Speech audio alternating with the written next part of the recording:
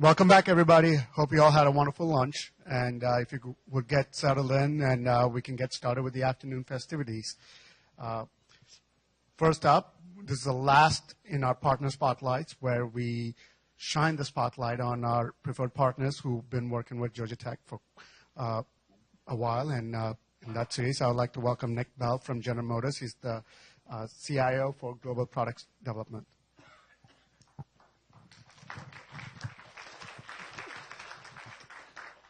Good afternoon, everybody, and first up after lunch. This accent is from back east and then across the Atlantic, and in my defense, I've been a U.S. taxpayer for 22 years. I've been a voting citizen for almost 3. So if you want to talk about taxation without representation, we can talk tea parties and personal experience later. General Motors, nobody buys a General Motors. We do sell, last year we sold about 9.7 million cars, and the 0.7 matters for companies that think they sold 9.71. So it's about 11.5% of the global market, and we sell 2.5 million, 2.3 million last year in North America, 17% share in the US. So we're not as big as we were when we had 55% market share, but we're still a significant part of the automotive landscape globally, and as well in the U.S. Our biggest market is China. We do sell over 70% of all our vehicles globally outside the U.S., and it's relatively recent that we crossed that 50-50 mark. So as a company, we've changed our character quite extensively, and we are appreciative of the U.S. Treasury, the U.S. taxpayer, for a second chance that we got coming out of bankruptcy in 2009, and we don't forget it. We're active in many countries, 120, 90,000 employees in the U.S., of which about 37,000 of them are salaried. So and we've invested almost $10 billion in the U.S. since we exited bankruptcy, so our commitment to this country is unchanged. So why am I here? We have a relationship with Georgia Tech that extends back over an extended period of time. Georgia Tech is one of 3 schools, and I won't mention the other 2, with whom General Motors has a strategic relationship. So it is a school that is very important to us, and a couple of years ago I was honored to be asked to be the executive General Motors who's on point for that relationship. So whilst my home function is IT, my functional alignment is with the Global Product Development Organization. I'm proud of the fact that this is my adopted school in the U.S. All of my degrees were from a small school called the Imperial College of Technology in the U.K., some of you may have heard of. And I paid tuition to a couple of Michigan-based schools, but that's not quite the same as this affiliation here.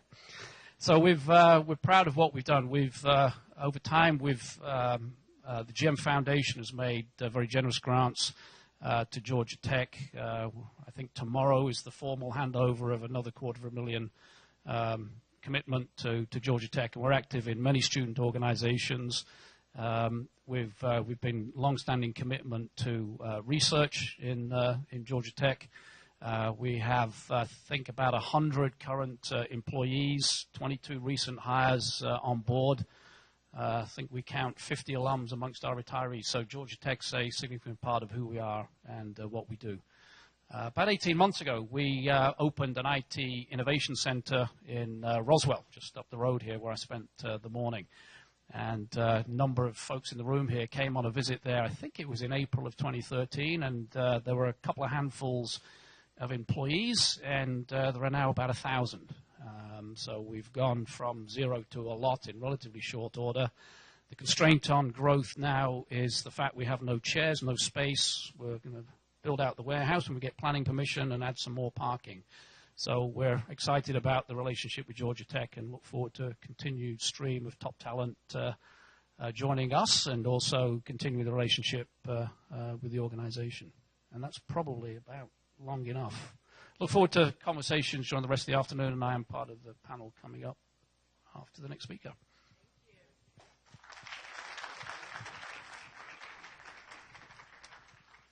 That was terrific, and we're looking forward to the panel discussions and having Nick with the panel as well.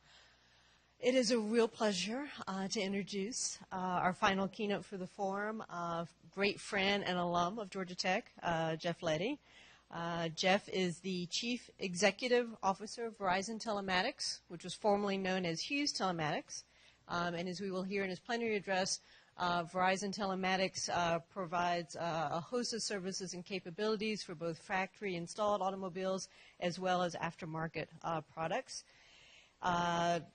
Jeff Leddy was the founder of Hughes Telematics. It was acquired in 2006 and led Hughes Telematics through a number of development opportunities, growing that business, and then negotiating the acquisition through to Verizon. Before Hughes Telematics, Jeff was also the Chief Executive Officer of Skyterra Communications, and before that, EMS Technologies, an extremely long and impressive technical record. There's also another record that we love to mention, which is that he is a Georgia Tech alum. Got his undergraduate degree in physics from here, and then went to that other school called Stanford for his master's in electrical engineering. But we are thrilled to have you here and bring this conversation to the forum. Thank you very much.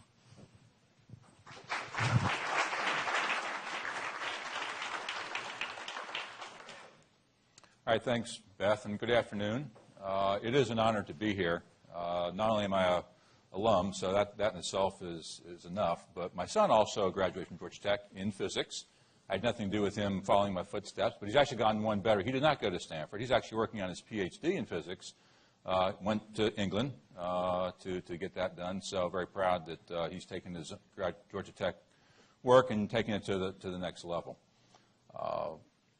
I'm also really excited about what Georgia Tech is doing. I've had the opportunity to spend a lot of time with Dr. Goldbart, who's the Dean of the College of Science. I've been to a couple of the College of Science Advisory Board meetings, and they are really doing some neat stuff. I was here 40 years ago, and I can tell you a lot has changed, and there's just a lot of good things happening. I really love the direction he's taking the college. Also got to look at some of the research projects that's going on. And while there's some very basic fundamental research projects, there's also a lot of really neat stuff that's going to be real-time, valuable research that will help us in today's environment. So, in fact, last week I went to one at the College of Earth and Atmospheric Sciences, and some really, really good stuff. Then I had the opportunity to meet Steve Cross earlier this year and learn about the other side of the house, what GTRI is doing. And, again, I was blown away with the extent and the breadth of what's going on there, plus all the support of entrepreneurs. Having been one myself, I appreciate having some place like Georgia Tech to really support entrepreneurs in their efforts to develop new ideas and turn them into real businesses. When you layer on top of that the Georgia Tech student body, which has been named recently one of the top intelligent student bodies in the country, you really have an awesome combination here. So it's really an honor for me to come today and talk to you about what's happening in my world. I'm not going to be able to match Dr. Steed's lecture this morning in terms of the depth he went into on this topic. I'm going to kind of go up a couple 100,000 feet and talk about what's happening in the transportation space, particularly in the area of connectivity, which is going to, I think, radically transform how the car is used in the future. All right, the clicker was here, and now it's gone. The clicker's down there. Thank you.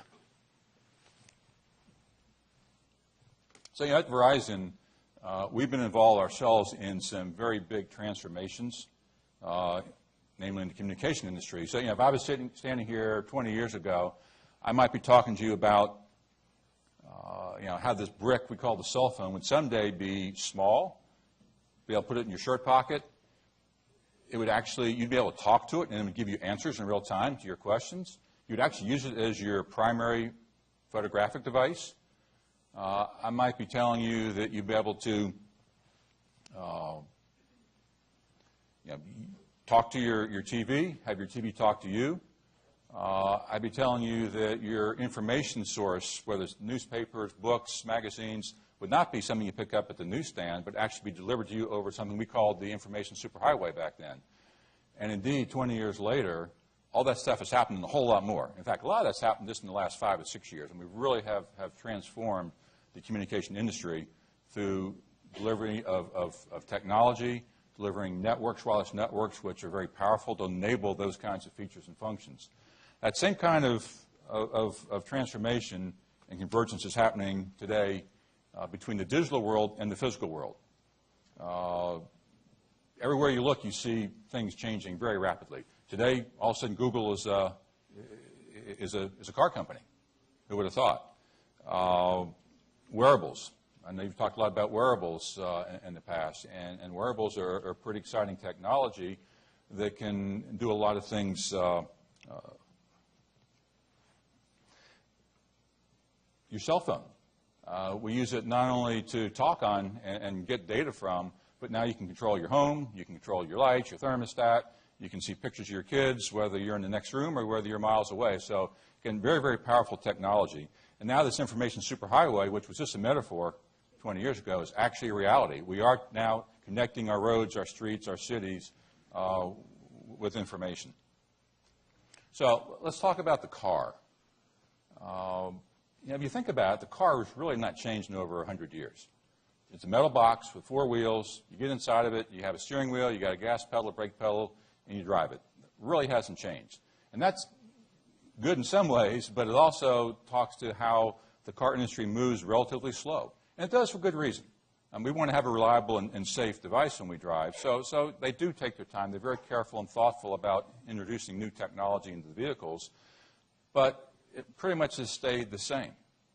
Well, I think we're on the verge of a real revelation where we're going to see some dramatic changes in the way we drive, some dramatic changes in the technology that we employ to get us from point A to point B. If we extend that, and there's been a lot of discussions on Internet of Things, that's just kind of taking it to the next level. The car will just be one piece of that total networking ecosystem. In fact, most people suggest in the next 3 or 4 years, there'll be 3 times as many connected devices in the world as there will be people. So we're really taking this to the next level. Now, there's some challenges, some real challenges. The technology, at the end of the day, is certainly one of them. Been a lot of discussion on social behavior. That's certainly another challenge. But a real big challenge that a lot of people don't really think about or haven't solved yet is the business challenge. And we're very active at Verizon in Internet of Things and M2M, which was the old thing we used to call it. We have great ideas, and we've talked about connecting refrigerators and dishwashers and all the things in the home, and that's all neat, and we can do it, but there's no business case to support it. So what we have to work on as an industry is not just the technology, but also the business that's necessary to bring this thing to life so the consumers like us can actually leverage some of that technology.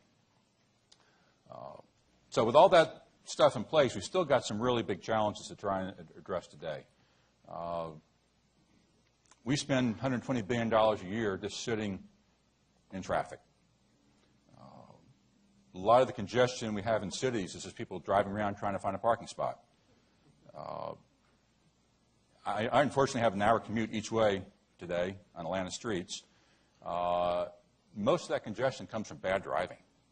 I mean, it's amazing. I sit there and watch people change lanes to gain 3 seconds, but all that lane changing actually disrupts the traffic flow and causes the heavy congestion. Very, very frustrating. I sit there and do my physics analysis of what's going on, and it keeps me busy, but it drives me crazy because if we could just improve the driving skills, a lot of our traffic congestion would go away. But that's an important element to understand that human is involved in the driving process today, and there's things we can do to possibly change that. We get in our car to drive down to the gas station, spend $5 in gas to go get our emissions checked. Unnecessary processes, other ways to get your emissions tested. And, of course, the big concern we all have is the loss of life. There's over 1 million lives lost every year around the world in car accidents, 33,000 of them here in the U.S. alone. It's a real problem. And then we talk about connectivity, yet we have in the United States over 200 million cars not connected. So we're missing out on a huge opportunity. And then if you look out into the future in the next 25 years, probably 2/3 of our world's population will live in urban areas, which will further tax all of our infrastructure needed to support the communities I know you talked about yesterday, and also with the transportation side of it as well. But we got the basic building blocks in place. We do have the technology that's being developed and evolving to support changing and addressing a lot of these major problems. So what we got to do is really try and go to the next level, get to the next highest gear, to really try and make this convergence of technology and physical items a reality. One of the key things you start with to do that is a very solid communications network.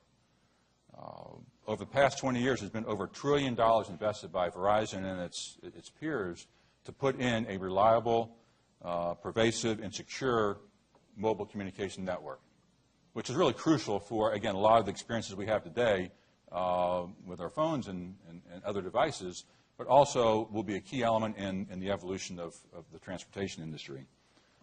Verizon's also done a lot of other things to complement that, other things such as putting in fiber networks to the home, a global internet backbone that carries this massive amount of data that grows dramatically every day as more devices become connected.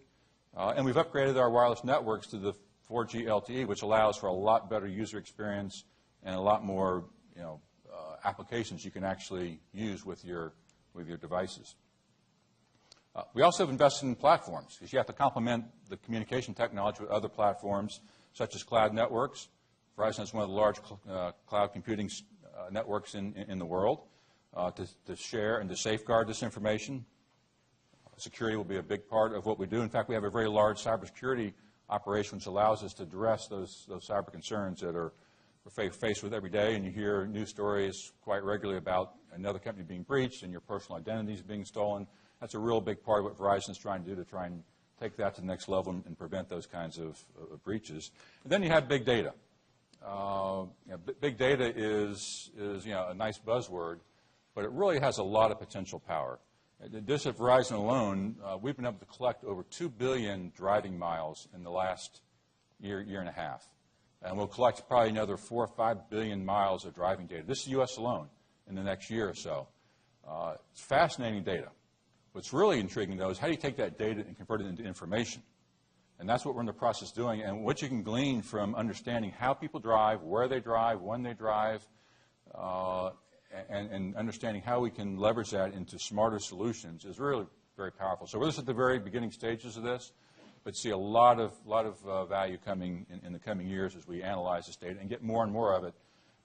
So we have some opportunities to work with some of our friends here at Georgia Tech on how we can help analyze that information and create some very useful tools for us to use. And then the last piece that Verizon has added, as Beth mentioned, is Verizon Telematics, a company that myself and a few others started about 8 years ago. We started with a simple vision. We saw the connected car as something that could just really transform a lot of aspects of how we drive. OnStar, from our friends at GM, had done a fantastic job creating the concept of the connected car. But we felt like you could take it to the next level, and there's many more things that could be done than the services that were offered 10 years ago. So we formed the company with that vision in mind, and we helped really drive the industry along with OnStar as they've also evolved the service offerings to the next level. And there's just a lot of stuff you can now do with a connected car. So Verizon got wind of what we're doing. They liked what we're doing, so they said, hey, would you like to be part of our team? And we have, and it's been a great couple of years. We've been able to leverage the relationship with a lot of the pieces with Verizon very effectively to help grow our business and help drive the technology to new solutions. And one of the things that's on the forefront, which is, I think, really exciting, is the autonomous car. And we're going to talk a little about that today in the session after my talk. And it really is quite fascinating. Some people have estimated we can save over $1 trillion a year by effectively implementing a truly autonomous or self-driving transportation system. A lot of accidents, a lot of crashes can be avoided, and a lot of deaths that result from that. So we're going to talk a lot more about that in a few minutes.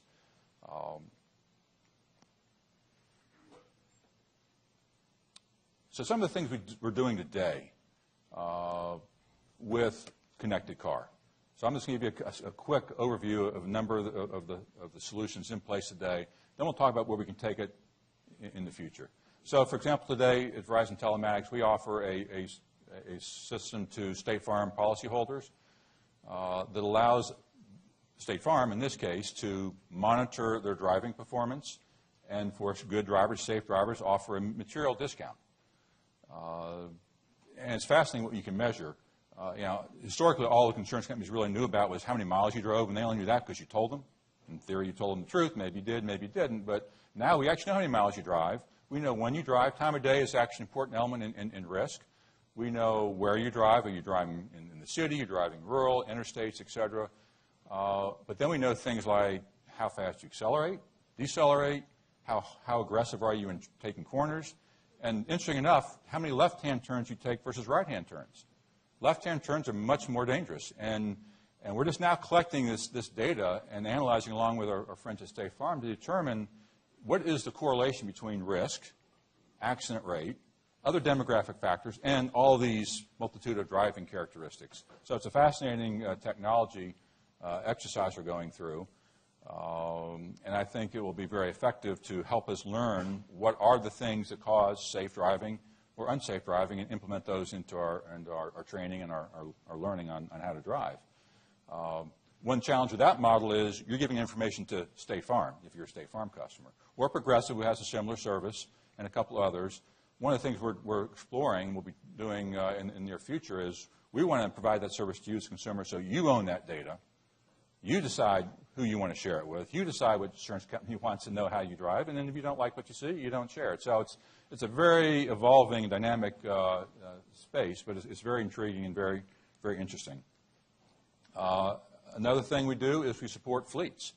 One of our divisions called Network Fleet offers similar connected services to help optimize delivery routes, help improve efficiency, fuel efficiency, operations of the vehicles. Very, very powerful tool for fleets. It could be a fleet of 29,000 like Verizon. We actually use the service ourselves. We save several $1 million a year in fuel efficiency by managing when people are idling or not idling, and they're taking the more efficient routes or not, or they're filling up their spouse's car with the company credit card, whatever they might be doing. We can monitor all that quite effectively and save real money. We provide services to the state of California, for example. They have over 7,000 vehicles equipped to allow them to, this is the state government. We also support a number of municipal governments. We have a contract, for example, in Virginia for 3,000 trucks used for snow removal. Really helps the efficiency of the operation, the timing of those fleets. Very, very powerful tool. Again, we've used it ourselves, so we've proven to our customers that, hey, we've used it. There's real value here. This is something you can leverage as well. As we've seen with apps like Uber and Lyft, car sharing is now becoming a much more interesting phenomenon. Verizon has announced its own version of that called Verizon Auto Share, where you can drive up to a car identified on the street with your mobile phone, have an app that scans a QR code, will validate your identity, pay for the car, unlock it, and all this without having to go to a rental agency. So it allows you a very easy access to these vehicles. And we think it'll be very, very powerful, particularly in urban environments, and certainly among the younger generation who really likes this idea of car sharing. Smart parking is another service that Verizon offers. We've teamed with a number of parties, and we have some real-world examples where we're delivering parking apps, real-time parking apps to, for example, in Indianapolis, Washington, D.C., and a few other cities, to allow you to find a parking space, but then pay for the space with your phone, and all that is done automatically through that app. So this is just the beginning of some of the things you can do with a connected car, but there are some challenges. One of our biggest challenges we've had to date, particularly in the consumer world, is how do we get everyone connected? Your car may come equipped with a communicator, a cell phone built in, if you will, but how does the car get connected? The problem has been we've always put the burden on the consumer to pay for the services. And historically, those services have been safety and security. Now, safety and security is actually a great service, and we've saved many lives. OnStar has saved many lives.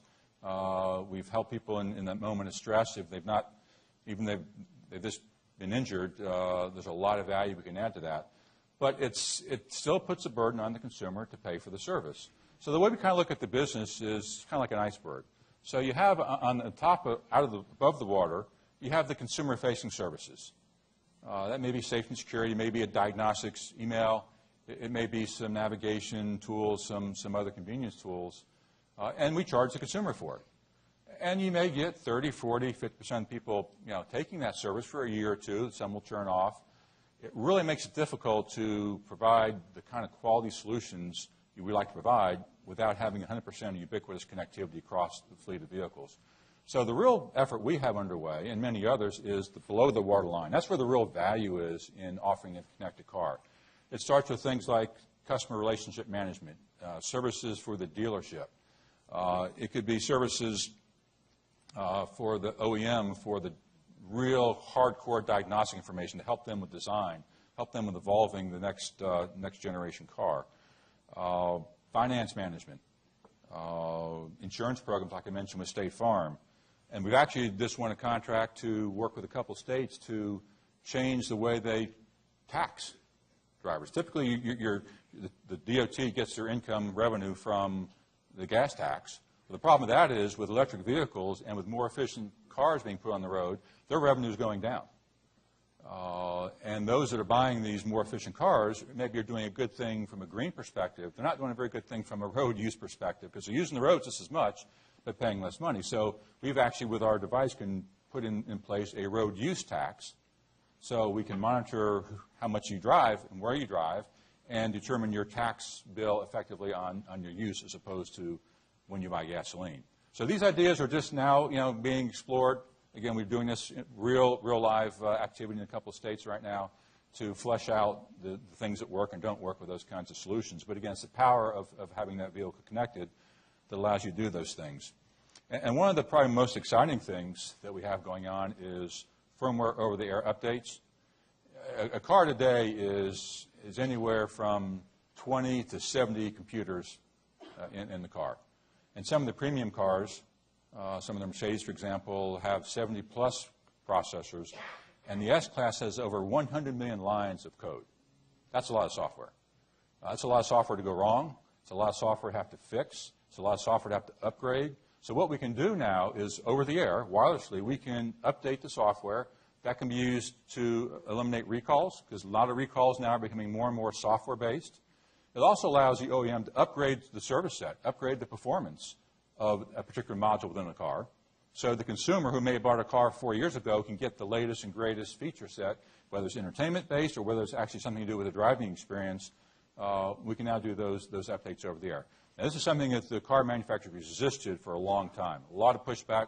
No way you'll ever touch my car over the air for valid reasons. Number one, security. That's very, very important. But they've all come around, and we're doing this now for a number of OEMs, and everyone's knocking on our door saying, we want to do this too. It's very, very powerful. Solves a lot of problems. And by the way, these software updates you get when you go to the dealership, they may be free to you, but it's costing the manufacturer a lot of money because the dealership charges them. And they charge them anywhere from $50 to $100 for that, just plugging in your car and having the software automatically be updated. So there's a lot of economic value to the OEMs as well. So again, those kinds of services, though, all these below the line, only really take hold if you have ubiquitous connectivity. Just having 5% of the cars or 10% connected makes it very hard to really derive the value from these services. So one of the things we're really focused on is how do we drive ubiquitous connectivity, and that's by working with partners in the ecosystem to generate these kinds of applications and bring those to life.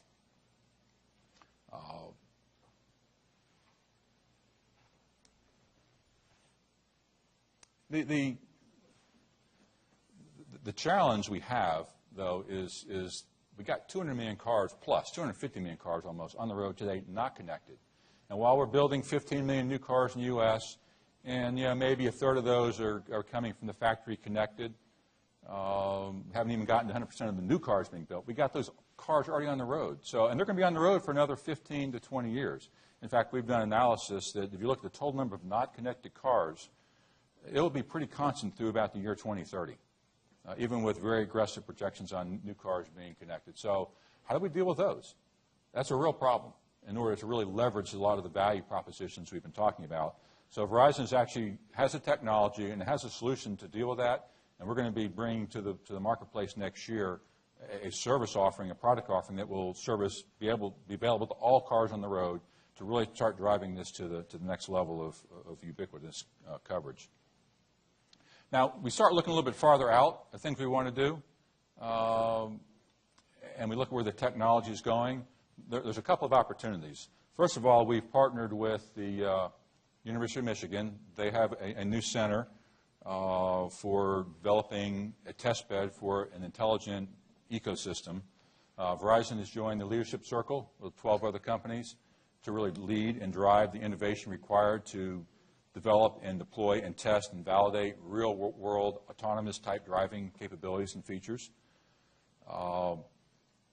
Another thing we're doing to really push the technology is something we call the Powerful Answers program. This is something we actually started last year.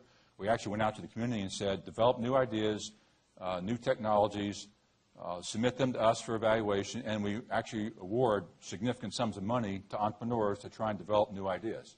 We did this for the first time last year, had a great successful program, a lot of participation, a lot of interest. We did it in education, energy, and healthcare. This year, we repeated the program, but we added transportation, because we understand the value of transportation in that entrepreneurial space. And we've had over 4,000 entries, almost double what we had last year. 78 different countries participated, and we're in the final stages of actually doing our final judging, and we'll announce the winners at the first of the year. But a lot of terrific ideas, and this is a good way to seed the entrepreneurial community to really bring those ideas to life. And we've been very excited about this program. The winners have too, because they get a fair amount of money to actually go help start their companies and take some of their ideas to the next level. But we do believe in firmly supporting our colleges and universities. This is GM does. Earlier this year, we gave Georgia Tech Institute, the IPAT group here, a grant for supporting augmented reality modules to engage students in physics in the K through 12 level.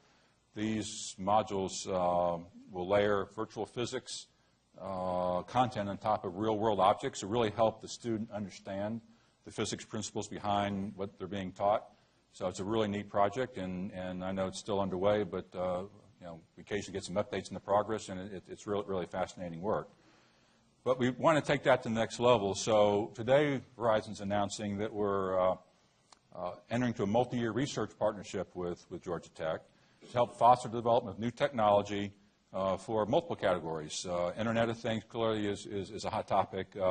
Connected car, telematics, wearables, advancements in wireless networking. So we really want to partner with Georgia Tech to really drive those technologies and work with the team here to accomplish that. The first step in that partnership is we're going to be supporting the Spring 2015 Convergence Innovation Competition. And this year we're going to propose we focus on the connected car as the key element. And then clearly in subsequent years we can broaden into other IoT related items or wearables or things of that nature. So we're really excited to be officially now joining partners with Georgia Tech in this endeavor to leverage all the great talent that the university has to offer, as I mentioned in the very beginning. So we're excited about that. Just going to take a few minutes, wrap up here, and talk about the autonomous car. It's a pretty exciting next step. So we're working on these innovation programs with Powerful Answers and this new relationship with Georgia Tech and with the University of Michigan Transportation Center. But we want to leverage what we already have, too. So one of the key things to support the autonomous car is the infrastructure. You hear a lot about V2V, vehicle-to-vehicle communications, V2I, vehicle-to-infrastructure. We've been talking about that for a long time. V2I has been talked about since the early 90s. It's never been done. Never been done because it's very expensive. No one knew quite how to do it. But the price tag was just untouchable to put that in place. Well, one of the things we have is $1 trillion investment we've already made in a wireless network. Verizon and its partners, or the other players in the field, have done that. So we need to find a way as an industry to leverage that existing telecommunication infrastructure.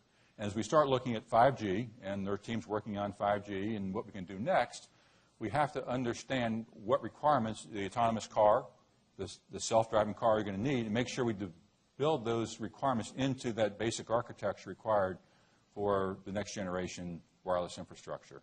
That will allow us to not have to replicate a huge expense, a huge investment to help make the autonomous car much more of a reality. Now, we talk about the autonomous car, and we talk about it sometimes like it's new. It's a new idea. It's not really a new idea. It's been around for a long time.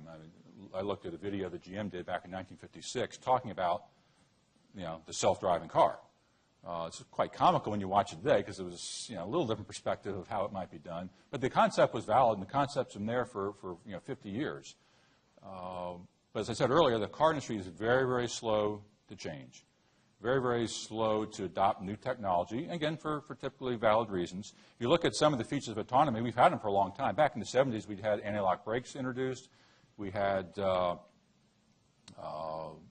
cruise control. In the 2000s, we had adaptive cruise control and lane change warning and collision warning. And even today, there's a few cars, production cars on the road, actually will do automated braking, accelerating, and steering. So we've made steps, but it's taken 40 years. It's taken a long time. One of the interesting things about the car that it's hard to kind of overcome is if you think about the car, it's a really inefficient device. You take something which is either the first or second most expensive asset you own after your house. You use it less than 5% of the time. And when you do use it, you use about 10% of the capacity. We further complicate that by having the control system for the car being something that's easily distracted, slow to respond, us. So, how do you solve those problems? And I think there's a way to do that. In fact, if you try to design a new transportation system from scratch, the last thing you come up with is what we have today. You come up with a very different answer. And I think that's what we're really trying to do with the autonomous car. How do we change where we're going, and how do we change how we get there? And it takes technology, and there's been a lot of great work in the last few years on improving the sensors, the LiDARs and the radars and the signal processing and all that. Great progress. The cost is still a factor, but the cost will come down. We're very good with our engineering to drive costs down on these kinds of things, especially when we get into mass production. So I think the technology will certainly get us there. What we have a problem with is our speed. So there's a big forcing function which is going to change that dynamic, I think, and that's Google. Google is really moving at a very different pace than the traditional car industry moves. Google's a real threat to a lot of the OEMs. I talk to them all, and I know they worry about it. They worry about it a lot. And that's why you've seen a lot of these OEMs come out with announcements. We're going to have an autonomous car by 2020 or 2018. And so we're seeing Google's influence really change some of the dynamics and how quickly we're going to move towards some of these solutions. Now, these solutions aren't easy. We have a lot of tough problems. I follow this fairly closely, and I make a list of all the challenges, and the list is long and daunting, and you're going to hear about some of those in our next session, I'm sure. Technology is tough, but we'll solve that problem. We're good at that. We've got a lot of smart people working on that, a lot of smart people in this room that may be involved in that area. We'll solve the technology. And the cost, I think we'll ultimately solve the cost for the devices. Now, there's huge costs to the rest of the infrastructure we have to deal with as well, but those are big hurdles. The economic impact to the whole ecosystem is something that we need to really consider. You start reducing accidents, you start changing the way we drive, and all of a sudden you don't need truck drivers, you don't need taxi cab drivers, you don't need as many EMT or ER personnel because there's less accidents. So we start taking jobs away from people.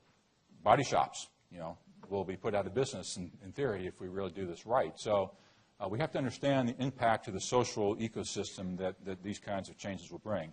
And, of course, liability. You never can get away from the legal side of any of these things.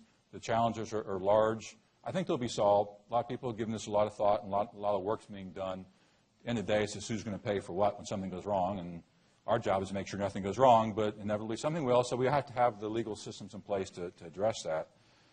Social change, that's huge.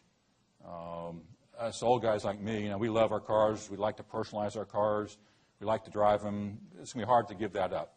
But you start talking about the younger generation, they're going to kind of grow into this age, and they're not going to be hung up on, hey, I want to drive. I want I want to have that experience because they'll never really know it. So we have to deal with a social change. And one that I'm particularly fascinated by is discernment. It's really an interesting problem because computers are fast, they're smart, they'll see 360 around the car, they'll do a lot better job than I can do of reacting and driving. But the human brain is hard to match when it comes to discerning context of what's really going on around you. The classic example is, you're driving on the road and a newspaper flies in front of your car. Well, it's a newspaper. You don't even hesitate.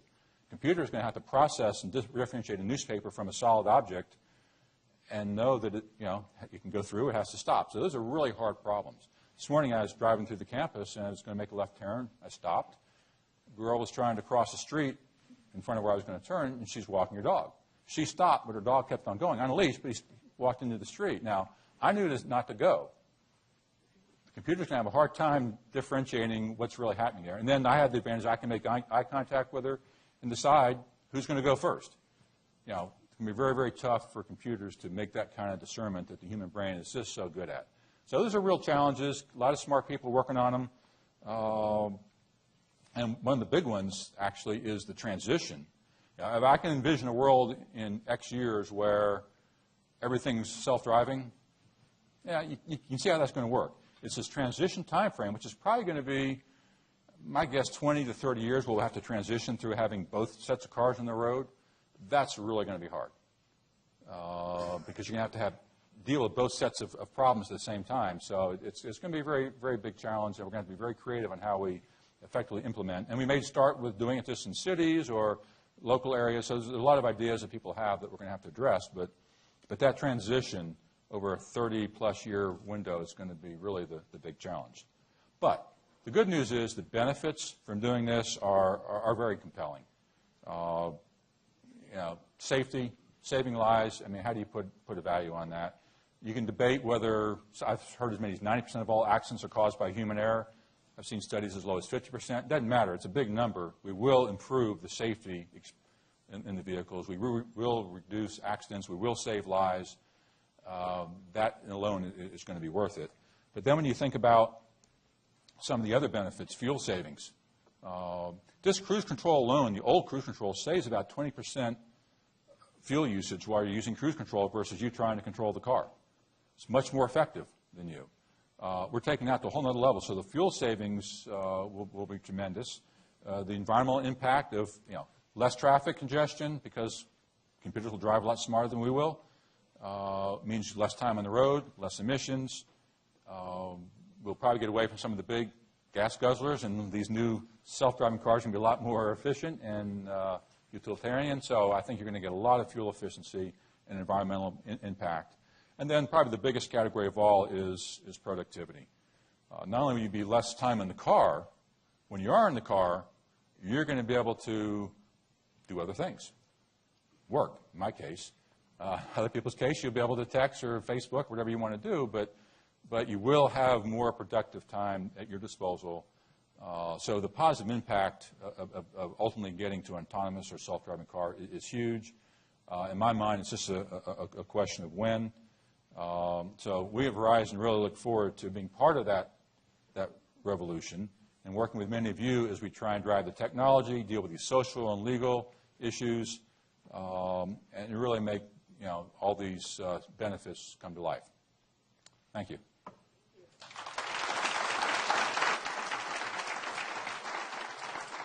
So I guess we have some time for Q&A.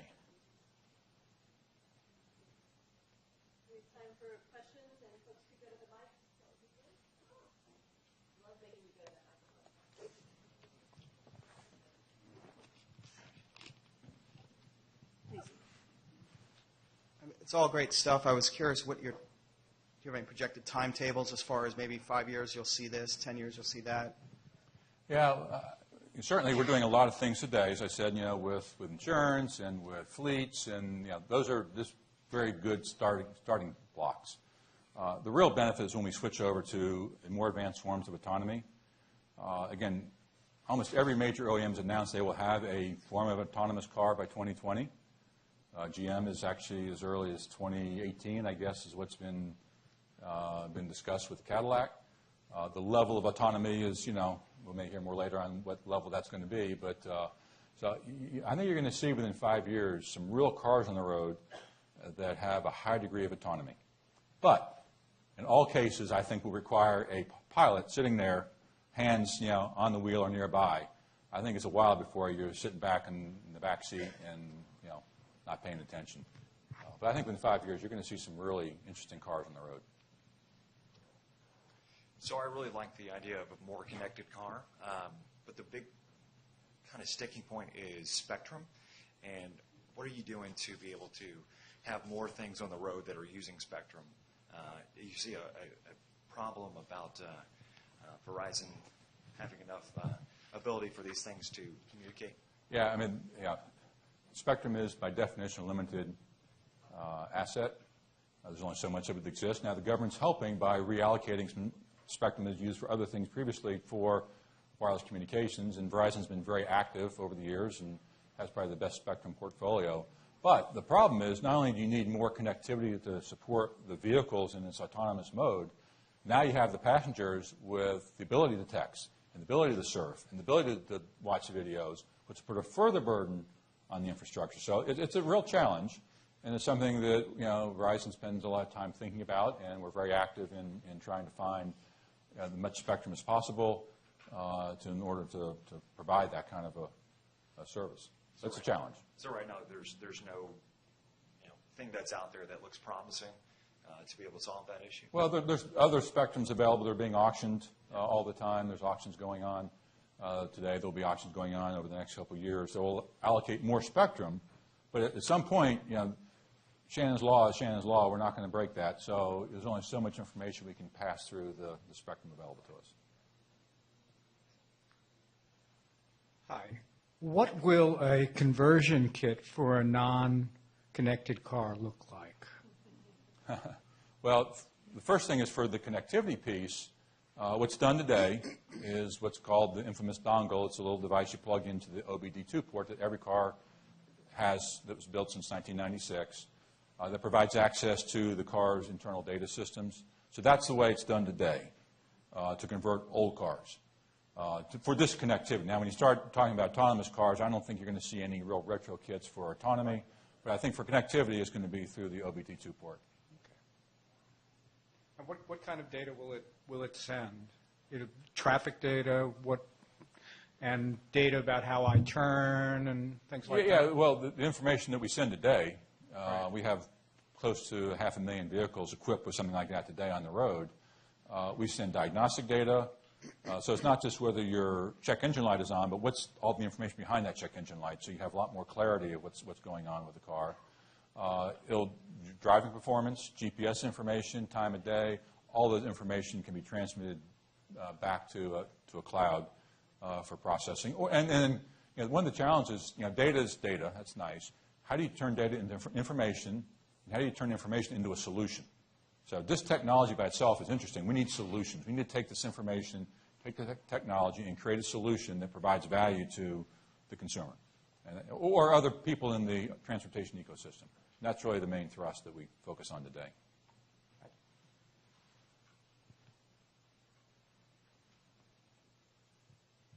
You were talking about 5G LTE, because right now you've got carriers that have 4G LTE. You've got Sprint, you've got T-Mobile, you've got Verizon, but you've got CDMA and GSM networks. So how are you going to integrate that? Is that 5G going to be able to integrate across those different spectrums, or is it going to be is there going to be kind of a simpler handoff? Because even though each carrier is doing its own thing, there is a common goal. But how are we going to reach that common goal? Yeah, and 4G LTE is a common protocol that's between the various suppliers. Now, they're not necessarily interoperable at this point, but it is a common requirement, but it's the common handoff specification. Part that's going to be, if you're going from a GSM tower to a CDMA tower to a, Well, right now, Verizon's historical network has been CDMA, the 3G and 2G, but the 4G is LTE, which is a common protocol with AT&T's 4G. Bandwidth listings. But they are in different bandwidths. And, one of the good things that government's done is they've issued more spectrum, but it's not all contiguous spectrum. So we have so many different subbands, And we have different bands than AT&T has versus other guys. So phones, to be able to communicate to all these subbands, is actually quite a They might technological standardize challenge. on like the 700 band. Unfortunately, we're using every bit of spectrum we can get our hands on, and it goes anywhere from 700 up to over 2 gigahertz. And it's just the nature of Nature of the beast. what it is today. Thank you. Thanks, Jeff. Great talk. I'm curious, in the interim, before we're self-driving cars, I don't know if we are self-driving, what's the relationship between these things we carry around today and the technology in the car? And where do you see that going in the years in the years before we're fully connected and we have autonomous cars? Yeah, and that is always a big debate. We have internal a lot because everyone has a smartphone now. And that smartphone has connectivity, 3G or 4G connectivity. How do you leverage that in the car? Some car companies do. They only have tethered services, and that consumer's device is then tethered to the car. That's great for entertainment type of things. For safety and security, most people don't feel like that's a very robust solution. You want to have it embedded in the car. When we embed a cell phone in a Mercedes, as an example, I mean, it has 2 antennas, one on the roof and one on the bottom of the car. So the car flips over, you still have, and it's underwater, you still have an antenna that's available. It has a higher gain. So you get a much better performance with an embedded device than you do with a consumer device. But we are developing solutions and services that will leverage both the consumer's device and an embedded device so that you can optimize the application. And, bandwidth is not free. We do charge for it. So depending on the application, whether it's a high or low bandwidth usage, will determine which data plan you're using, the consumers, or they have a separate data plan. So there's a lot of complexities in how that merges over time, but it's something we do spend a lot of energy working on. Just take my mic here. Looking globally, how would you compare your predictions for what's going to happen in the States, what's going to be happening in Europe, China, Asia? Is it going to be uneven as these technologies and adoptions roll out? How would you compare the landscape? I think it will definitely be uneven because, again, a lot of the issues go way beyond technology. It's social, it's legal, and different parts of the world will treat those differently and progress at different rates. For example, in China, we do have a significant operation in China for telematics, a connected car. The usage profile of a Chinese consumer is 10 times that of a U.S. consumer. They love this service. They use it nonstop. Good news, bad news. So we see the Chinese environment adapting a lot faster to these kinds of things. They're catching up in a big way. And Jim said that that's now the largest market for them. And that's true for most OEMs these days. Over 19 million new cars a year being built for the Chinese market. Many of those built in China, by the way. So I think their appetite for this kind of technology is going to be very great. And I think you're going to see them move quickly. And their legal system is a little more flexible than ours. So I think they'll get through some of those problems. Europe, on the other hand, is probably just the opposite. Europe will probably be one of the last to adopt because there's so much complexity in that environment with all the different countries and regulations and so forth. And also the appetite of the consumer is very different in Europe. So I think you'll see them definitely evolve at different speeds. Terrific. Well, thank you again. And there's nothing harder for me to do than sit on a press release. So I was very excited for you to formally announce the next stages of the relationship between Verizon and Georgia Tech. And just so thrilled and appreciate your comments today. Great. Well, thank you.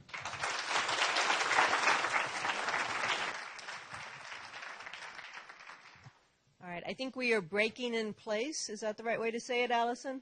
So very brief break, which means talk amongst your neighbors, or if you really have to, it's a desperate rush to the bathroom and right back.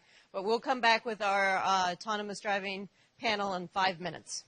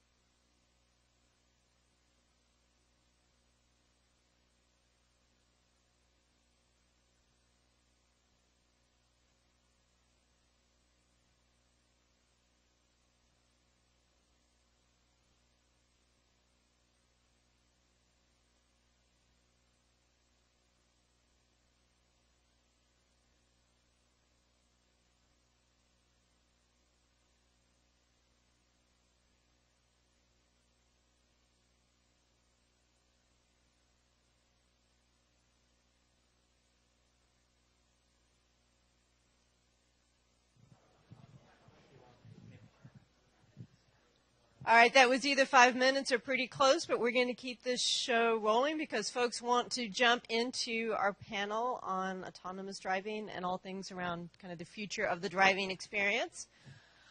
This also is my last introduction, so I can have some fun with it. All right, so it's a great pleasure to introduce my colleague and collaborator, Henrik Christensen, who's going to be the moderator for our panel. Henrik is the Cuckoo Chair of Robotics and a distinguished professor here in the College of Computing at Georgia Tech. He is also the executive director of our sister institute, so sister to IPAT, which is the Institute for Robotics and Intelligent Machines. So we work together closely in many of the people and technology issues and human-robot interaction issues and smart driving issues all come together. Which explains much of the design of this panel and the discussion for today. Henrik's been, his training is both in mechanical engineering and EE, and he has been here on the faculty since 2006, so has just done a tremendous amount in terms of the growth and the recognition of the robotics program here at Georgia Tech. I also know Henrik from the national landscape. He is both formally and informally the author of the Robotics Roadmap, which has had a huge impact and influence in terms of our national federal investments in terms of robotics research. He was the PI for the CCC initiative on that and has continued to engage both internationally and nationally the growth and really steering the priorities around robotics research. He's a fellow of AAAS and has an honorary doctorate as well on engineering from Aalborg as of 2014. So very capable hands, and I will turn the panel over to you, sir. Thank you, Bev. And thank you for this on smart and autonomous transportation. So we have Don Avery here from Panasonic, the local, on what are you? You are Automotive Innovation Center? Yeah, right? Automotive Innovation Center. And we have Nick Bell from GM, Global Product Development, and Paul Duano, who is from AT&T Internet Solutions, and Bruce Walker, who's a local at Georgia Tech, who's a professor in psychology and interactive computing. And I think it's interesting to talk about autonomous transportation. We've seen a tremendous amount of press around autonomous cars. And I think it sort of spans the spectrum from you can have it tomorrow to you can never have it. So I thought it would be interesting to sort of start off the panel by asking the panelists, what do you see the timeline for rolling this out? Where are we? So Google says before the end of the decade. Some German manufacturers are saying in 10 years. I have my own idea. So before I come with that, I want to hear the panel. Where do you think we are on actually getting these autonomous vehicles? John, you want to start? Well, it's a little bit, I think, of a gray question because there's a variable amount of autonomous support. So Elon Musk, when they announced their new Tesla, talked about having to be able to drive 90% of their miles within 3 years autonomously. But the last 5% will take another equal amount of time, and then the last 3% will be even that much time again. So if it's just highway miles, staying on the lane and keeping behind the car in front of you, I really do think in 3-4 years' time, 2017, 18, there'll be cars out there that can do that. But if you're talking about driving you from your driveway to the drive-thru at the McDonald's and home without you having to do anything, that's a different matter. And that may be. So, Bev's healthcare technology will kick in and say, "No, I'm sorry, no, we can take you to the green shop over here." Yeah. So from what I can tell, from what I've seen online and people that have been chiming in on this, about 2020 feels like a comfortable number that a lot of people have centralized around as a time when most of the autonomous functions will be enabled in most of the cars. Right. Nick? Yeah, I see my answer was going to be very similar. That it sort of depends exactly what degree of autonomous and how broad-based. Because there's one answer that says when, I think it was 2007, when Chevy won the DARPA challenge. So arguably there was one, and it was a very well-understood scope of problem.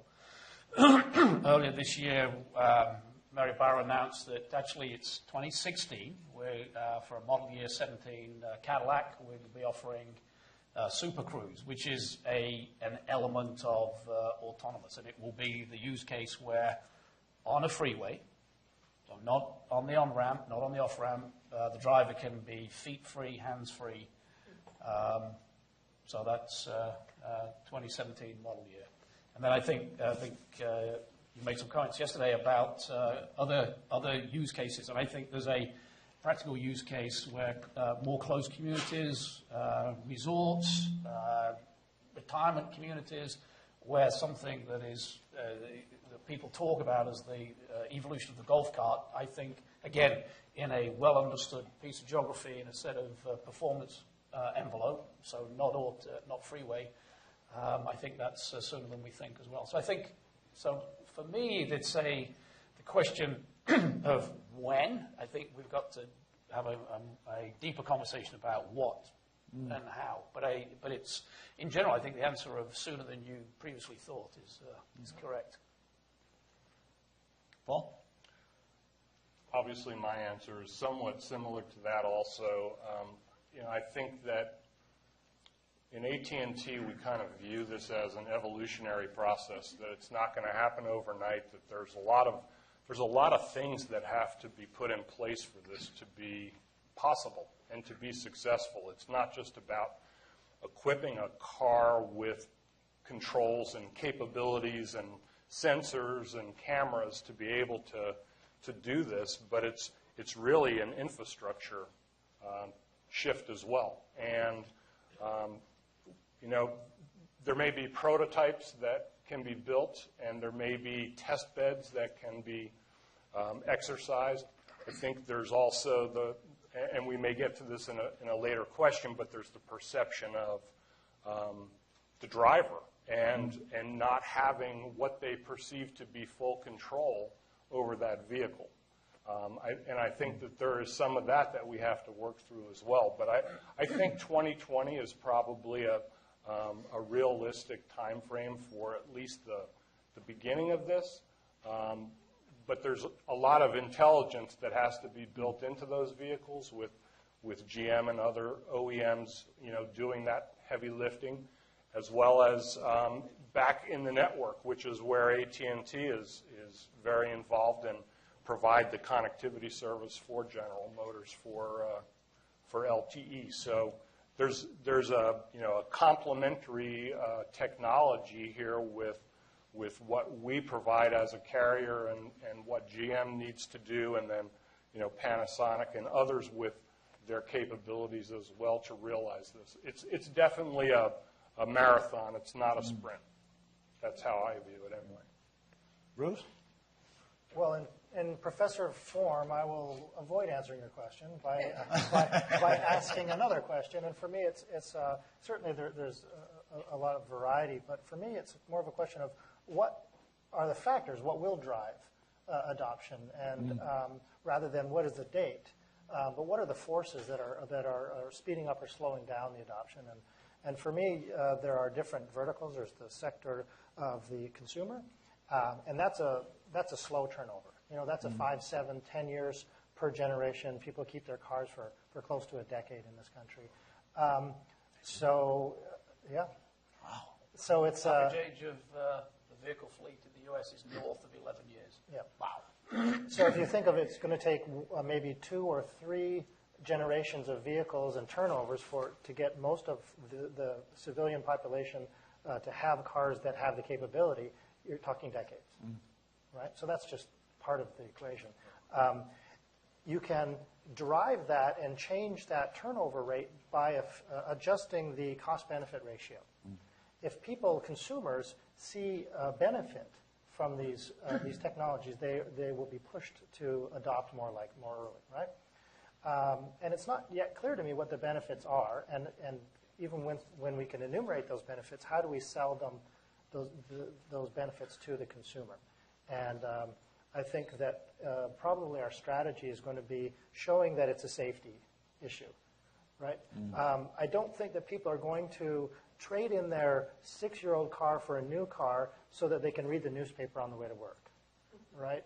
It depends upon where you live. Depends which newspaper, too, I suppose.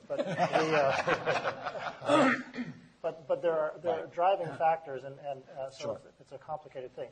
I think that we will see a much deeper penetration of these autonomous type vehicles in fleets. Right. And because the cost benefit is easier there, and you can sell it in a corporate way. So there's different. And so I know one of the big logistics companies have actually worked out the business case. And for them, autonomous cars make sense, even though you might still have a guy in the back of the truck that's doing the package delivery, but he's no longer driving the car. The fact that you don't have to pay for the driver's license makes business sense, which really surprised me. I would be so depressed, if I was the package delivery guy. And you'd sort of, no, you're in the back of the truck today. Somebody else is driving at the front of it. But I think you're right, and also you can imagine intralogistics getting to the long hauls on the interstates. You can imagine adoption there much quicker because now you don't have to worry about resting time for drivers and all of this. So I think there's certainly some verticals that potentially will take up before others. But there's also the issue of where are we going to get to this in terms of autonomy versus semi-autonomy? And I think there's both some legal issues and there's some usability issues. So right now it's still, I think it's 4 states you can drive autonomous cars today. It's California, Nevada, Florida, Michigan. And Michigan. Yeah. But you are still required to supervise the vehicle. And I'm sort of like, I'm not sure I want to be sitting like this. So because at the end of the day, you're liable for whatever happens to the car. It's not somebody else. Well, so that's an interesting piece of the intersection of public policy with the technology. So in the model of technology where a car is equipped, it's sort of a traditional car that has the ability to drive itself, right? It can go into autopilot mode of some sort. You could say, oh, well, that driver is still ultimately responsible for what that vehicle does. But in the Google model, where there's no steering wheel, how can you possibly be legally responsible for what the vehicle does because you have no control over it? Right. So I think there's going to be a lot of complex issues. And unfortunately, the first mover happened, at least publicly, is Google, and they have a model that is incongruent with the legal model. Right. It's going to be interesting to see. The legal hasn't really caught up yet, I think, to this whole idea for liability in this case. So, but I think it's interesting. So the Federal Highway Association last year put out a recommendation to the states and said, stop adopting autonomous cars as a legal framework, primarily because they were worried about the legal framework. We don't know what it is yet.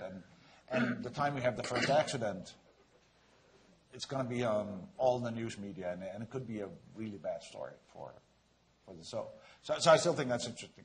But are you all seeing that it'll be different verticals, or where are you seeing the adoption? Yeah, I think I said earlier that I see that in terms of more closed communities, specific usage envelopes, performance envelope of the vehicle, and I think there's also we talked about the legal aspects. What about the human factor? Right. I would suggest that there is something about buying a car that is different than buying a washer dryer. If car buying was only about safe transportation to get you from A to B, there wouldn't be the car market we have today.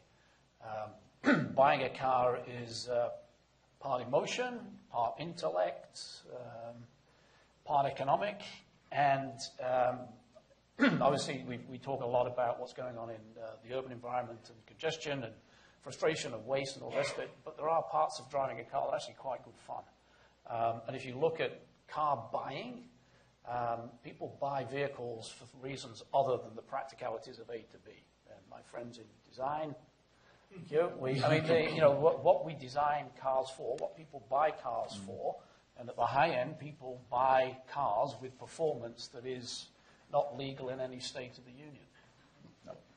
No, you can see it right now. So, and I think the other factor is hands up, if I'm allowed to do this, how many people have driven a car with what GM calls adaptive cruise control. So it maintains a gap. So how easy is it on a freeway to keep your foot off the brake pedal when it's all stoplights in front of you? How many people have actually done that? Okay, I did. But so this is about a year or so ago. My Cadillac SRX alleged it could do this, and it took me a while. But my point isn't that it's a good trick or anything else, but there is a piece of how does the human being in the vehicle feel, how do you relate to the vehicle, and what is a good gap? And if you set the gap too big on a freeway, there is always somebody who fills it, and then you slow down a bit more, and then somebody... and how do you brake, and how do you interact with other road users? So I think, there's a lot of dynamics going on. So we already have vehicles that can steer themselves, they park themselves, they can brake themselves, they can alert you about something in the blind spot, or if you're drifting out of the lane, they can do the adaptive cruise control thing. And I think this general theme of evolution to it, but I wouldn't discount for a broader consumer base the human factors in it, and how do you feel. And it's between how do I feel about my relationship to the vehicle, and that's trust and practice and experience will get us there. And some of it is there will be times when I want the fun of driving the damn thing. That's why I bought it. Right. No, absolutely. And just tell you, so there's a reason why Porsche is building a test track out by the airport. You can now once in a lifetime go and have a lot of fun, and then they give you the keys and say you can now go on the highway, and for the rest of your life you can't drive it in the fun way anymore. It'd be so depressing, that. Well, so there's an interesting, another challenging disconnect there where we might be able to do a lot of societal good by introducing these kinds of semi-autonomous or assistive driving technologies into cars driven by young people, by older people, by people with less experience, by people with poor vision or poor judgment. But they're not the cars that are going to get these technologies. They're in the BMWs and the higher end in the Cadillacs, probably for people who have 15, 20, 30 years of driving and don't need it as much as, or for whom the impact is not going to be as beneficial. So there might be a policy strategy that says, we're going to actually seed this technology into the place where it's going to have the greatest good. Or it might be nice to have that beta testing layer, that the people that are taking these cars first are the people who have good experience driving. And so if there's any issues, they'll be worked out early without having to impact someone who's already limited capacity. Maybe, or maybe you say, look, in terms of expected return, you've got all of these young drivers or these crummy drivers. Let's give them the technology because even if you make an incremental improvement, you're not going to really hurt the situation, right? Fair enough. But I repeat what Beth said yesterday. I think the senior community, my parents and my parents-in-law, happily still alive, and one of the things that they have lost and losing is mobility. And I think there is a significant and growing population of people with some disposable income. I mean, they may not be at the high end, and their needs are to get from their home to church, to the grocery store, to family who don't live on the other side of the Atlantic. But, I mean, just relatively simple things. So not the most complex use cases, not the most complex areas of the vehicle performance envelope. So I think the point you make about where the value is, that clearly is going to drive where the investment goes and where the adoption is. But I think it's going to be at the high end of the tail. It's going to be the elderly rather than the young people, because we are seeing now generations of people that have significant wealth, that are elderly, and for them to give up mobility, if you know you can pay for it, you'll be willing to put dollars towards it. And if the alternative is sitting at home, not being able to get to places. So I think there is a very clear market for, and then we see this all the time. People get poor eyesight, they lose their situational awareness. There's all of these things that makes them uncomfortable about getting on the road. So I think that's certainly an interesting market. So, but I still think that there's a big issue about how do we get this gradually? How do we get to? How do we roll this out in a way? I don't think you can. I think you have to have a critical masses, chunks, right? So a whole sector or a whole industry or a whole company. It can't be drips and drabs, because public confidence. If you don't know whether that one person behind you, in front of you, or beside you on the freeway isn't touching the controls. So I don't see this. So recently I drove over the Golden Gate Bridge in San Francisco. On one side was a Google car, and the guy was reading calculus something. So I was like, okay, wonderful. On the other side was a young lady on the phone trying to put up makeup and driving at the same time. I was much more worried about the young lady than the Google car. To be honest, I was like, okay. So I think I'm less worried about. Of course, I'm a technologist, but still, if you go out on the connector here, you see some really lousy behavior in the morning. So I will feel happy if they are not on the road. But I think it is true. But I think it's more. We also need to train these people to when are you in control, when are you not in control, how do you make this? I think there's a huge usability issue of how do I make this car sort of accessible, both in terms of being in control, not being in control. You were talking about the autonomous lane driving, and how do we get to trust these? It may also be kind of variable depending upon the user, right? So, sure. Bruce may have a certain level of confidence in an autonomous capability that I don't necessarily have or Nick doesn't necessarily have, right? And so it needs to be kind of a user-defined or user-configured. Maybe if I'm on the highway and I'm driving across country, I'm good to go, right? But if I'm in town trying to drive around Atlanta traffic, I may not have quite the same sense of security, right? And then over time, the capabilities that are built for an autonomous car today are not necessarily going to still be applicable down the road. There may be new reasons that come about that we have to deal with. So there needs to be an ability to update those capabilities in the car, primarily over the air, in an adaptable, dynamic way. And so to me, that's one of the, I think that's going to be a very interesting dynamics, because I see today that we're building cars that have incompatible time dynamics. So the best example I have is when I lived in Sweden, I bought sort of a high-end Saab, and I was very happy with it.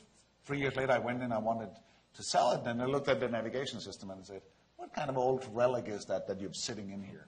That's because navigation systems evolve so fast compared to the rest of the car. Yeah. And I think that's going to be a challenge for us. How do we get this technology to be backward compatible if it's 11 years or, it's... And I think that the point about car ownership and the question of that was posed around how fast do we get there? Is it going to be progressive or big bang? And in the US, I think it's inevitable it has to be progressive, because what are we at? We sell, my friends here, we sell, 16.5 million new vehicles in the US every year. There's, I think there are about the same number of cars as people in this country. I think we're about 300 million.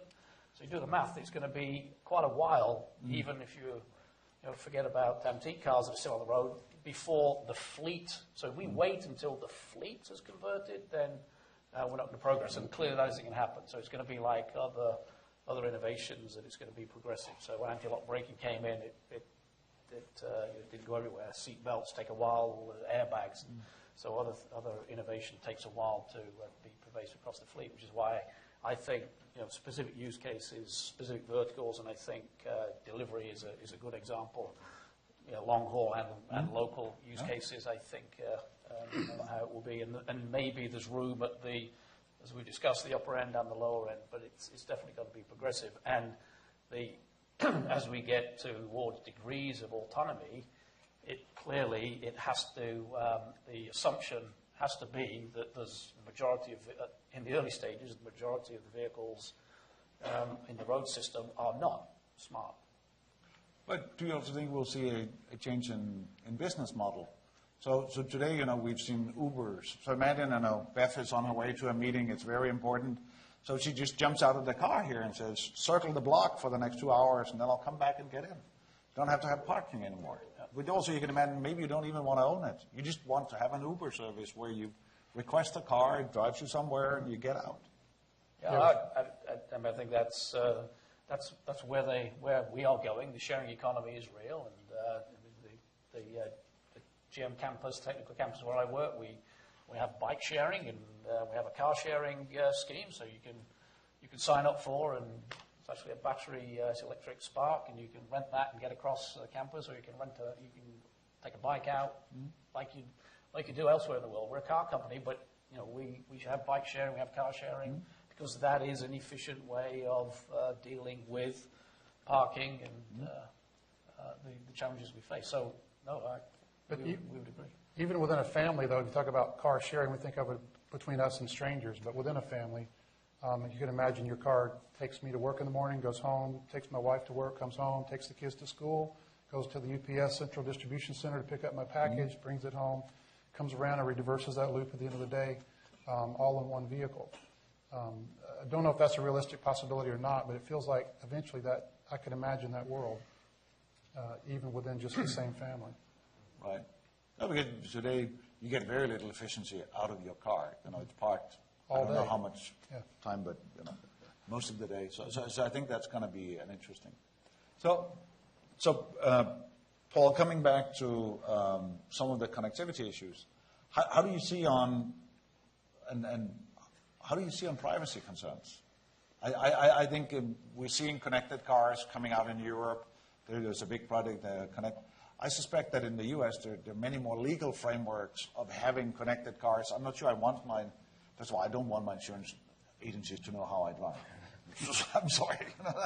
And I can imagine that's true for, So how do we see this of the service model, but still retaining privacy?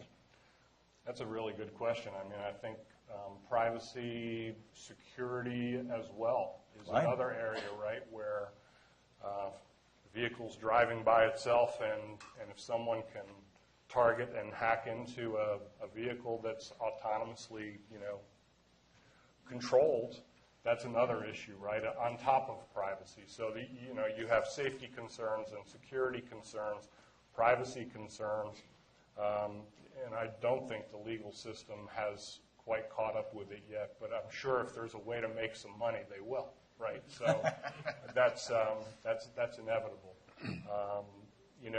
We, from a networking standpoint, the things that are going from the vehicle to, AT&T's network and through back into a GM network, all of that is, encrypted and secure and dedicated specifically to their vehicle fleet, as an example. I would expect a lot of those same precautions to be taken when it comes to autonomous. And there's going to be certain aspects of autonomy that are not necessarily in any way connected to our network. It may be some roadside equipment that's involved. It may be, vehicle-to-vehicle communication over DSRC and other types of connectivity. So it may not necessarily just be, LTE that's got to be protected. There's a lot of different, threat vectors, not only from a security standpoint, but also from a privacy standpoint. Like you say, you don't necessarily want your insurance company to know, or maybe if you're a very conscientious, excellent driver, you do want them to know because they're going to give you a break on your insurance rate. So, and we're more to come on that. We're seeing this already on Teslas, that you can actually go in and see where the cars are and how fast they're driving and all this. But Nick, you also had in GM, you have the OnStar system, which was a very early way of sort of providing services. And that's been a much bigger success than at least what I heard that you expected initially. Yeah, all of the things that have been talked about here in terms of privacy, security. So we are very thoughtful about what services we provide, how we provide them. And so, for example, I cannot today call OnStar and ask where my vehicle is. The reason being is that vehicle may be driven by my child, who may not have given a third-party permission to have it reported where they are.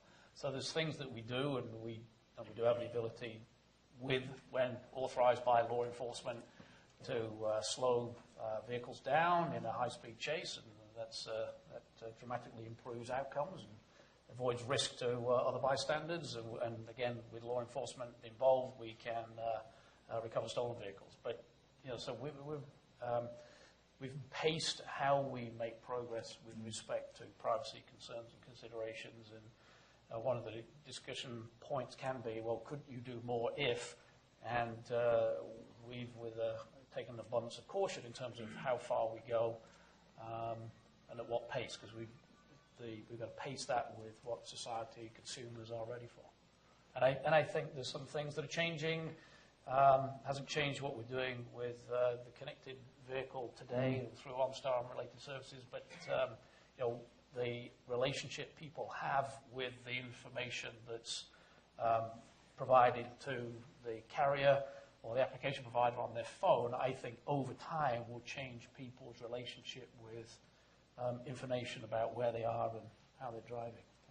But at this point, we're very measured in what we've done. But could we also imagine sort of models? So if we look at general automation systems, so there's a company from Pittsburgh that's done transportation systems for hospitals. So they actually sell transportation systems for hospitals that delivers food and linen and all that. They don't sell them as vehicles. They sell them a service and say, we will transport food from A to B, and we will guarantee that it works 100% of the time. Anybody that signed that contract is a little like, these guys are nuts.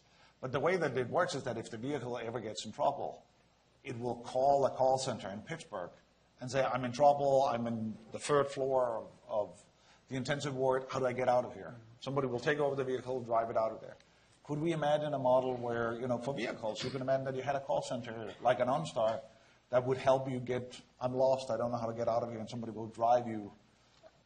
Could I imagine it? Yes, I could imagine it. I mean, I can also think of 10 practical reasons that it'd be hard. And as you described that situation, I was reflecting on, it's not only General Motors, lots of industries, manufacturing plants, automated guided vehicles, long since have been delivering material to line side. And obviously some of that is with a strip either painted or magnetic or something. And those vehicles have an abundance of sensors on them, and if you get within 3 feet of it, it stops. I mean, and but these are actually so the evolution of that in the settings you described, hospitals, I can imagine. Could I imagine it going further? Yes, I could. And I can imagine difficulties and the practicalities when you're.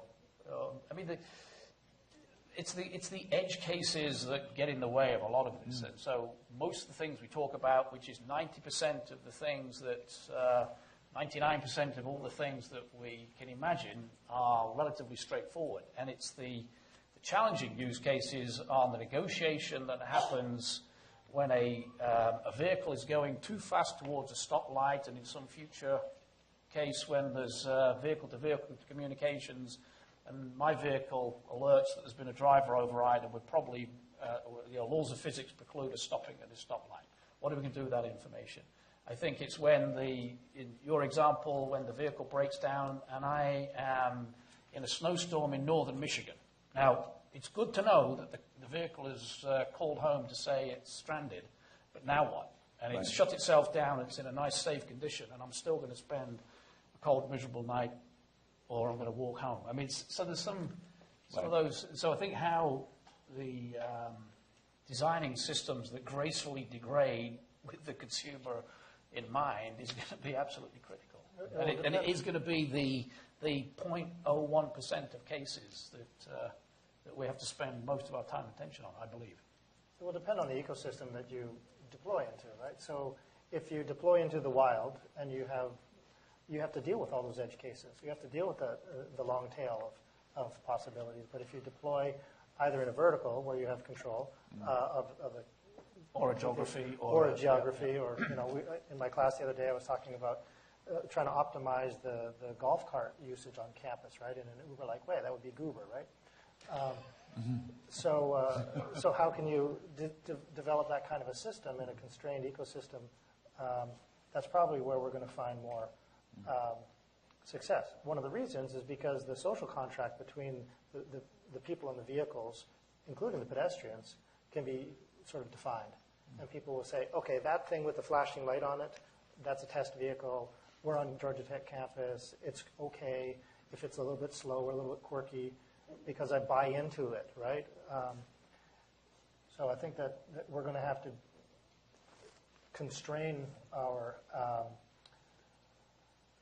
domains and have deeper success in smaller regions or in smaller verticals. You mentioned a while ago about police chasing. Made me wonder about, I guess I hadn't considered an autonomous chase vehicle like a police car. Or if you're trying to get somebody's having a heart attack and you're trying to get him to the hospital, or wife's in labor trying to get her to the hospital. It's kind of a special case where you're willing to break rules and cause pain for everybody else in the process of you getting what you need. And how does that fit into this world at all somehow? If I'm sitting at a traffic light waiting for the light to turn, and I'm in that situation, I'm going to be pretty frustrated. How does an autonomous police vehicle chase an autonomous? Autonomous good one. At a safe distance is the right answer. Probably very, very sedately. At 54.5 miles per hour. But I think it does bring up the interesting question of how do we design legal frameworks that would also allow us. One of my colleagues here at Tech recently talked about what if, we have to make the assumption that we've designed autonomous vehicles, they will follow the traffic law. The problem is that we don't. So all the time you nudge out at an intersection and then you go into traffic. If you had to be strict, do we all want to be stuck by that autonomous vehicle and say, get it off the road, I need to get home? So how do we do this? Well, I've already shared that I think that it would be a poor design choice to have a legal vehicle. Right? You should have a vehicle that operates within the real rules of the road and not necessarily the textbook rules of the road. And those change, right? Because even in our drive-in every morning, I'm 50 miles out of town. So the style of driving in the one end of the trip is very different from the style of driving in the other. And it's very different from Boston. Yeah, and if you had the car follow the same rules in every case, somebody's always going to be upset about that. Right. So it has to be cognizant of the mode that it's in, the locale, the aggressiveness of the drivers around it, all in real time somehow. Seems like. Well, I think the point the previous speaker would have said that the inefficiency of poor driving, the trade-offs. If you take the overall process, if you will, of getting from my home to my office is going to be more efficient, even if I'm not in the cut and thrust of urban traffic or exceeding the speed limit to get more quickly when the traffic is flowing. That net the compromise is that overall we're ahead and we're not losing. I mean, you watch behavior, and we all do it, going into a construction zone and how the driving behavior causes congestion, and arguably if the autonomous vehicle is making more measured choices that will overall get me more effectively and quickly to the destination. It doesn't necessarily mean that it may not be as exciting and your blood pressure may not rise in the same way, but I think... Well, but if the system, if your autonomous car can drive better, right, it's in sort of some objective sense a better driver, then give it a faster speed limit, right? So the autonomous car can go 65, whereas the human-driven car can only go 55. There's an incentive, right, that's based on the actual performance. And so maybe we say, okay, fine, there's the motivation for me if I live 50 miles out of town. If I can give up control and let this better driver get me there safer and faster, then there's the incentive to turn over the fleet and to adopt these things. Yeah, if the HOV lane turns into a fast mode, a super cruise lane that I can run 120 miles an hour, that's a pretty strong incentive. I'm going to be interested. It is but there you can also, I still think it will also come back to using that and then combining it with some communication services. You can start leveraging your infrastructure much better than we do today. And so, and we're seeing this in particular in the U.S. that we don't necessarily maintain our infrastructure as well as we ought to. So I think that there are lots of opportunities of using services to come up with much better ways of leveraging the infrastructure we have. So another question I have sort of, is it clear that this will happen in the U.S. or will it happen elsewhere first?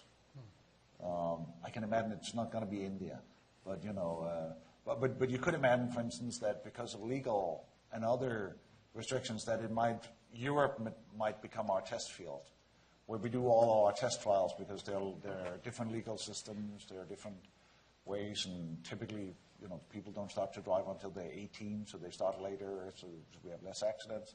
So is it clear that it will happen, or is regional issues not at all going to play into this? I would say the U.S. is the only place it can start.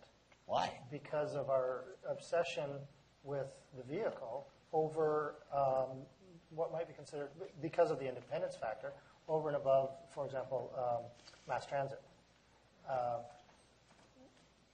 There's this almost a hubris to say that we're going to invest thousands or millions of dollars to make all of these cars drive themselves, as opposed to making a bus or a train, right? Yeah, it's not going to happen. And in every other country, it seems, they would say, why don't you just have mass transit? Obviously, there are counter-arguments, of course, but the United States is, I think, unique in that regard, the disregard for mass transit.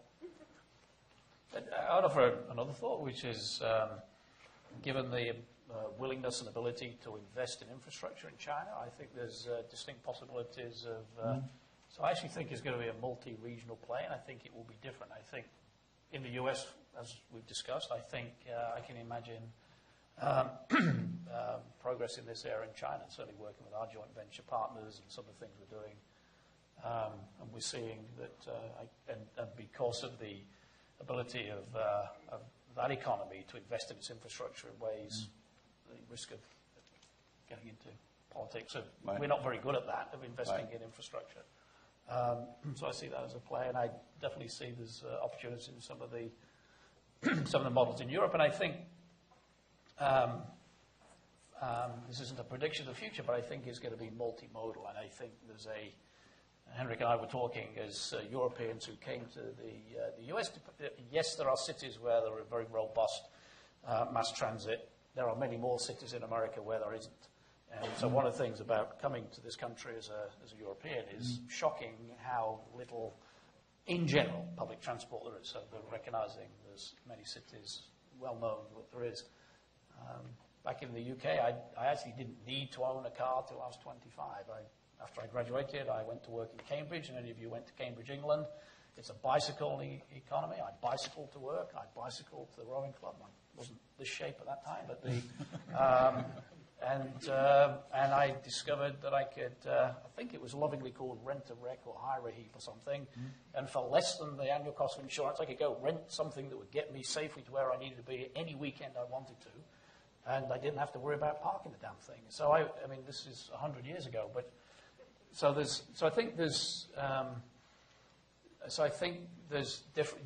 I think it's going to be multimodal. I think it's going to be first mile, last mile. I think there's going to be some interesting car sharing models, particularly in urban areas. I think integration of where are the available parking spaces with an intelligent app that is going to get me there. And I think there's with my background, I think there's definitely a place for public transportation, mass transit. But I don't see it as an either or. And I have been wrong before. So I would say the same thing. I think it's going to probably see pockets of this being adopted outside of the U.S.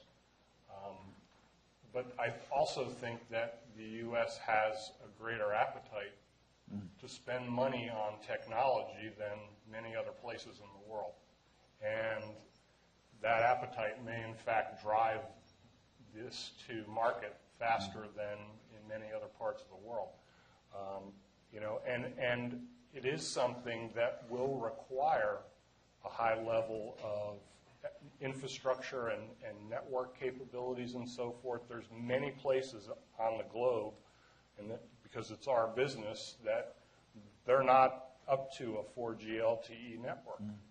It's a 3G network. In some places, it's a 2G network. And if you have to have all of this intelligence to be able to make essentially on-the-spot decisions, right? So I'm going down that HOV lane, but then, and this happens almost every day to me, someone cuts in where they're not supposed to cut in. That autonomous vehicle is going to have to make, a nearly immediate decision, right? higher speed networks like LTE and 5G, which is being worked on now, those capabilities also need to exist in order for this to work. And that isn't necessarily pervasive everywhere else in the world as it is here. Right. Our network and our competitors' networks are at the LTE level and Right. approaching more. So we're already considerably way ahead in this country with some of those capabilities because the people themselves have an appetite for that. The more you give them, the more they want. And we can't build big enough pipes to support the demand. But that's ultimately where this is heading. But you could imagine Germany, UK. So if you take UK as an example, as far as I know, all highways are 100% covered by video. There is not so there's this massive communications infrastructure that allows that. Here we don't have it because there's also privacy concerns and other things. But you're right. So anyway, I interrupted you, John. No, I was interrupting. I was thinking as soon as I don't have to drive, I'm also going to start streaming Netflix movies while I'm in the car too. So there goes a lot more of your bandwidth. Oh, absolutely. I don't know if we should take some questions from the audience as well if there are. Yeah, jump in.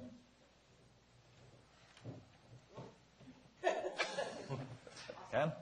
So based upon various conflicts that would come up in here as far as the independence of the vehicle that Americans love versus now I'm giving up that independence to the machine that's driving it, do you think the adoption rate, in order to speed the adoption rate, auto manufacturers or some other fleet companies will have to really push harder for sharing economy of vehicles, vehicle sharing services, and actually discourage individual ownership? I'm not going to go buy that $100,000 car for that technology, but I will go to take the ride in the shared vehicle that I can use. Would it be in the interest of the auto manufacturers to encourage that more and really start to shift that mindset of the drivers out there? I mean, we're interested in selling vehicles in the way people want to use them. So, I mean, we're active in various pilots in different places that are, where our vehicles are being used as rideshare, using the data of when people are leaving their homes and where they want to get to. So we're actively doing that. So I'm not sure. I don't know about encourage or discourage, but absolutely, we want to be providing transportation in the form that people want to consume it. And it is, I mean, again, we're in terms of the public policy dimensions of this. In this country, we've adopted CAFE regulations to drive fuel economy, CO2 standards. In other countries, it's done through taxation, and over a beer, we can talk the politics of that. But, just how do you drive, how does society make those choices, and how do you drive it? I think we as a global automotive manufacturer will respond to the models that emerge. And at the moment, we're active in all of the above.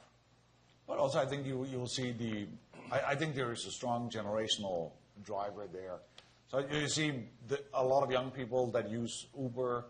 And, for them, if they can get an Uber with no driver in it, absolutely, in a heartbeat, a lot of people will feel safer with this. So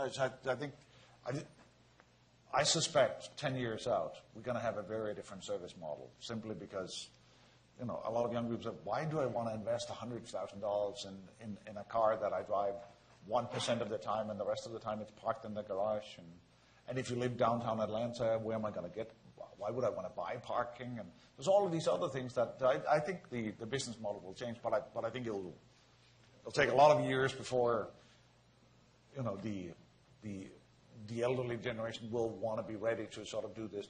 We still have sort of, I need to own my car, and it's my car, and it's highly specialized I want to be able to fit it. I'm still somebody was telling me that the average car model is available in something like 1.6 million different configurations. The fact that we go in 1.6 million, which is, colors, leather, audio, blah, blah. We still, it's an ownership issue, and I think that will change with generations. There are certainly businesses that we should be looking at for inspiration, not necessarily wedded to them, but looking, for example, airline travel, right? There are private companies that will get you there, and the price that you pay reflects the convenience and the comfort and all of the amenities, and at some point, some combination of those factors go into your decision to buy your own jet or a part of your own jet.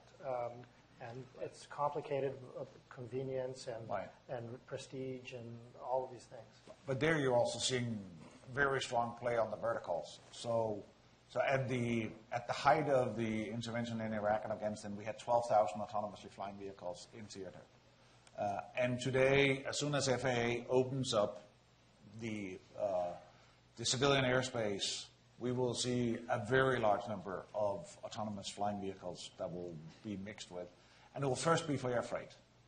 And it's more, if you look at it today, the pilot will spend sort of 30 minutes getting off the ground, and then he will be playing Angry Birds or whatever he does all the way to the next coast, and then he lands it again.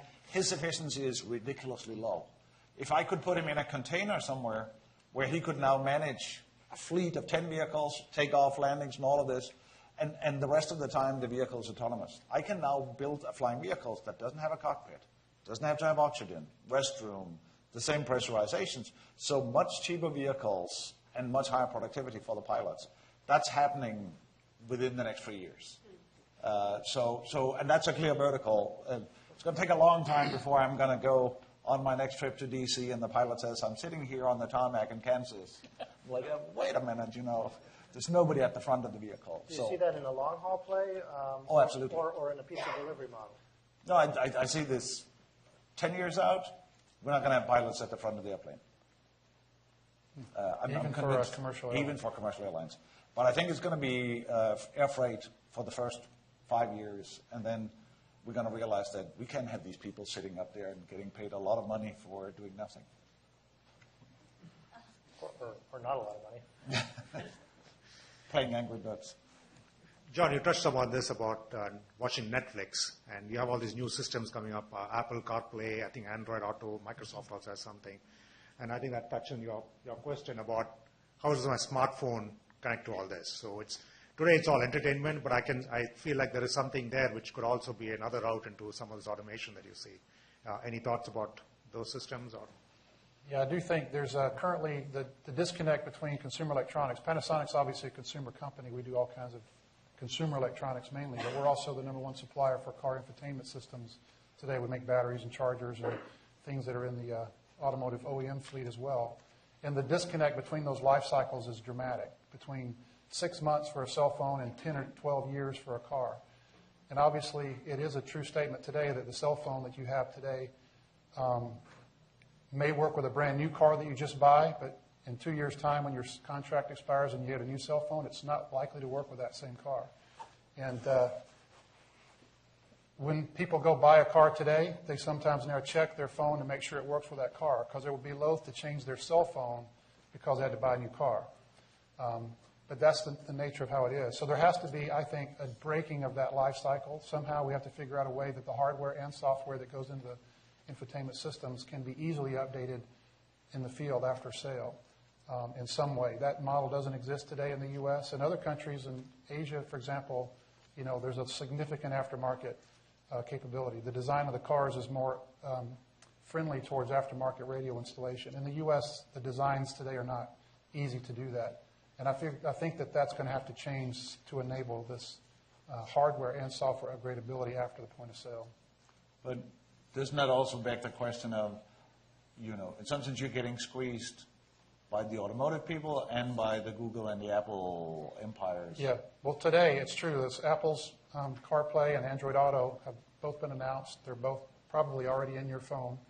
Actually, it's going to be in Lollipop and one that's in the Nexus that hasn't quite come out yet, but it'll be here very soon. And it's going to take the cars a lot longer before That capability is built into the car. And it's up to each OEM to decide whether or not they're going to do that. We're a provider, but we provide those to the OEMs, and they put those in the car. So I think the verdict's still out on how widely adopted they'll be. But I can say it's pretty compelling to me when I sit in a car and I can just plug my phone in, and all my music, my contacts, and everything is just comfortably in the car with an interface that I know. Even if it's a rental car, it doesn't matter. It's all there for me. That's a pretty compelling model. But then again, if I'm in my car and I'm comfortable with the interface in that car that was built for that car, optimized for that car, my phone interface may feel foreign. So it's a complex situation. I'm not sure how. The verdict's still out on that. Yeah, my name is Danny Mueller. I work with Moxie, and I'm a user experience professional. So one of the things I think about, we talk a lot about technology, but I'm wondering about the psychological implications of this, especially like the trust factor. So if I put my daughter in an autonomous vehicle to take her to daycare, and she gets hit by a car driven by a non-autonomous vehicle, you know, this kind of, there's a lot of reckless drivers. So how does an autonomous vehicle deal with a reckless driver? And when that first family is killed in one of these cars, I'm just wondering how that will have a negative impact upon this kind of whole push. Even if you figured out the technological hurdles, how do you solve that problem of trust?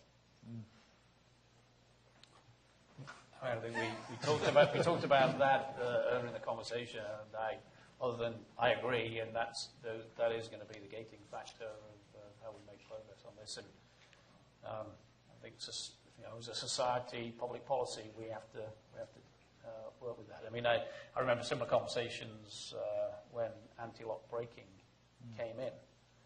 And this was many years ago, and I still live in the UK. So if my vehicle has anti-lock brakes and can stop, and you pile into the back of me because I stopped and you couldn't, is that your fault or my fault?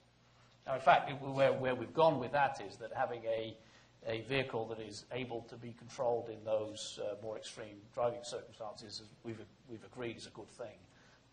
But I do remember the academic conversations about this some time ago, and I think when I spoke earlier about like all software, most of time spent writing software is for the long tail of things that you mostly will never deal with. So I don't have a simple answer for you, but I think I think it's just something to keep aware of as we move forward. It would be interesting to do some studies about that. Yeah. Well, there's no doubt but I think it's also, I think it's going to be, we're going to have some early adopters, and that was also what we saw with the anti-lock braking. That's what we've seen with the lane keeping systems, and that is what will build up the trust. I think it's going to be very hard to do it other than experience it and say, yes, this is really better. But you're right, we're going to have to do some serious studies to figure out what's the best way of doing this. I think there's also an inevitability of it. Yeah. It's coming, it's going to come, and I think people will get that. Right. And there will be setbacks, and whether we look at the unfortunate accident of the Virgin Galactic crash, right? Unfortunate loss of life, but the program will continue, right? It's the march of technology in support of people, and we believe that to be true at a deep level, and we'll put up with setbacks, but we still have to be aware of it. So. But it's also interesting to see, so as far as I know, Google has promised they will pay the first fine. Well, in California, you're required to carry a $5 million policy to drive an autonomous car anyway, so I think they're kind of assuming that that's the way they're solving that. Just real quick, your question kind of gets to an area that we haven't really touched on yet. I think it's going to be a big issue. If your autonomous car is driving your daughter and gets into a situation where it knows something is about to happen, it's going to have to make a decision about what to do. And that decision might include running into a school bus, running into a tree, running into a pedestrian on the side of the road, or a dog running across the street, whatever. There's a sense of hierarchy of bad choices that have to be somehow built into the software. And now a moral algorithm to traverse that tree and figure out what the best bad choice is at this moment. And that always happens in all these conferences that comes up, but I've yet to actually hear like who should be answering that question, who's going to make that kind of a decision, How does that software get written? How does it get tested? Who decides whether one party is more valuable than another? That's I've done testing with Volvo cars where we ran into other cars. So the automotive companies have pretty good algorithms for how to do this testing. Maybe we should just trust Google.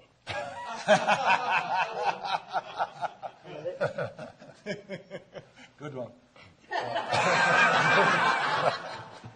Well, I hate to follow Danny's question, but this is just brute technology. First of all, one thing is that the simple lane model on the highway, that would satisfy me.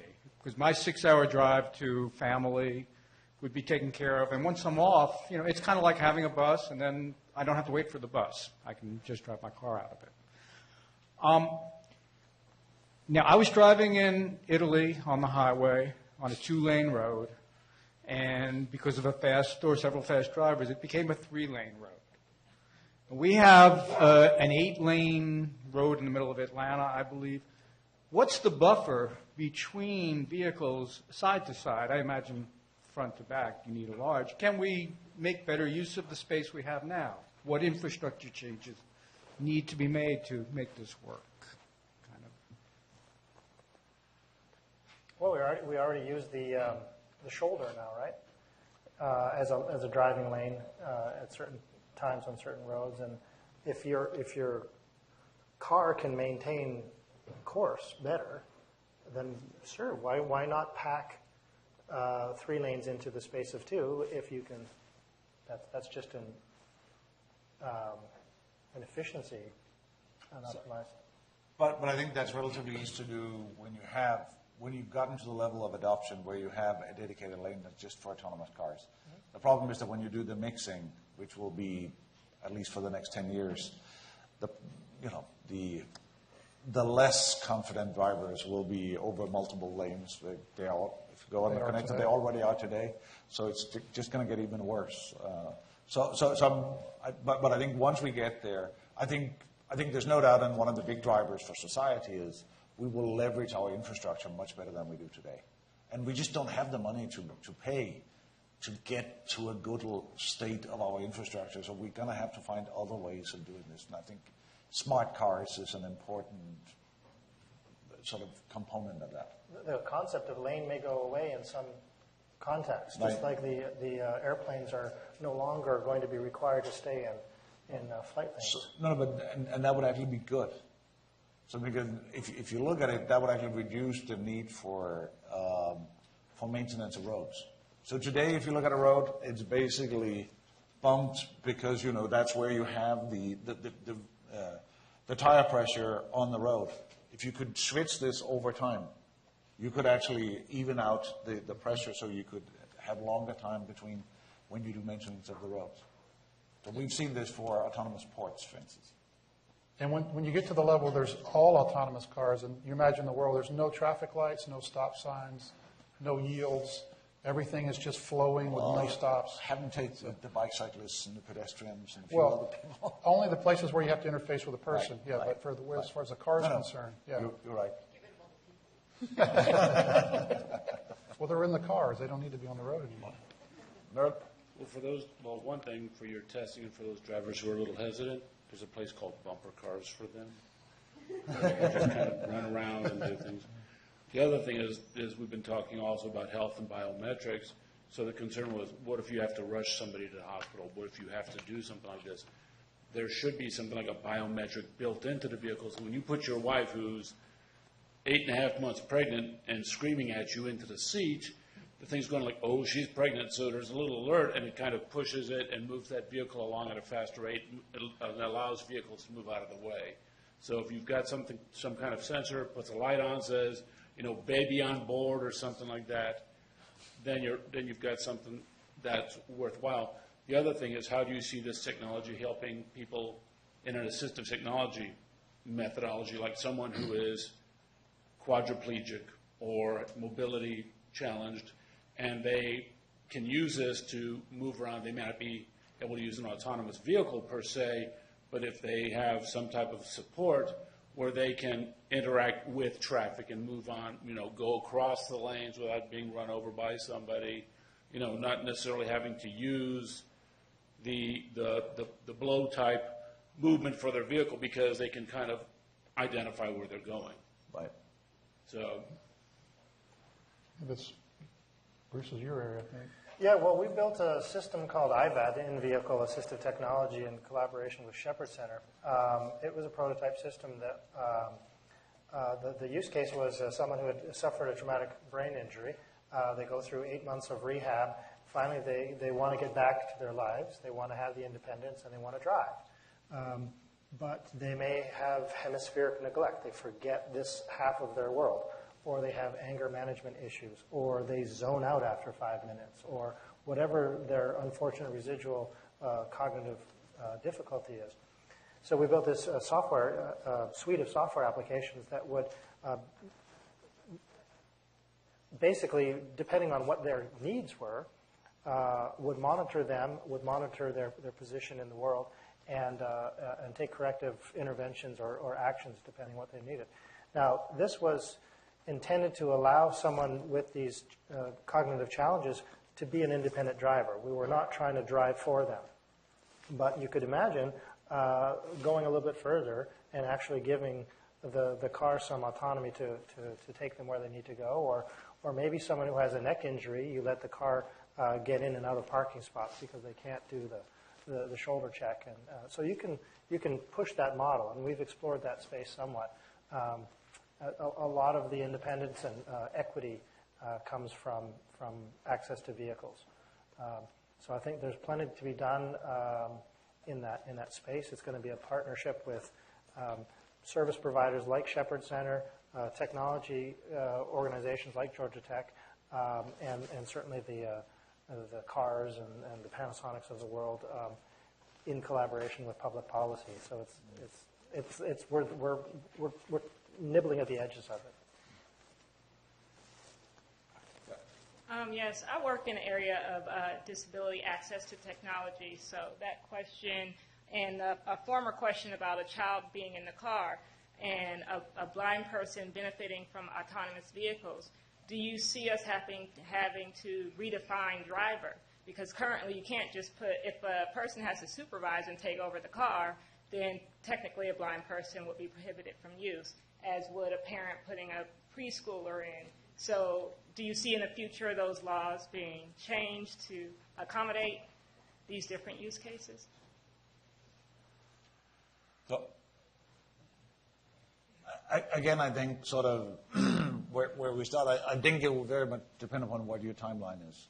Short term, I don't see this happening, but I think if you look 20, 25 years down the road, I think it will change.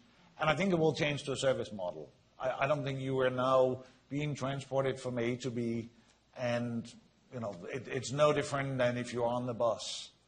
That in the sense that there is it happens to be a computer that drives your car rather than a person, but you are buying a service that transports you from A to B. And so I think we'll have a very similar legal framework where it would be okay for the blind person or for a kid to be able to do this. But it's going to be a couple of generations out before we will get there, because there will be enough poor drivers on the road that we can get to that place short term. And I think during the transitional state, this will be another example where it will depend on what the scenario is, and it will be different as if I'm going on a cross an urban area or I'm in the neighborhood, the kid to childcare or scenario. So I think if you're in Kansas and you're nobody else on the road. Yeah, so I think it will. So I think there will be some transitional states in a. Right. Okay. Beth? Another question. So I know we've talked about sharing economies a bit, but I want to push the economics a little further. So what do you see as potential economic models being explored when you start to have these diversity of driving options? So I can imagine that the people who can afford it get the 120 mile per hour lanes in the morning, and everyone else has even more congestion stuck over in the non-autonomous lanes. Are there going to be early bird specials for seniors, but they have to be off the roads by 3 p.m.?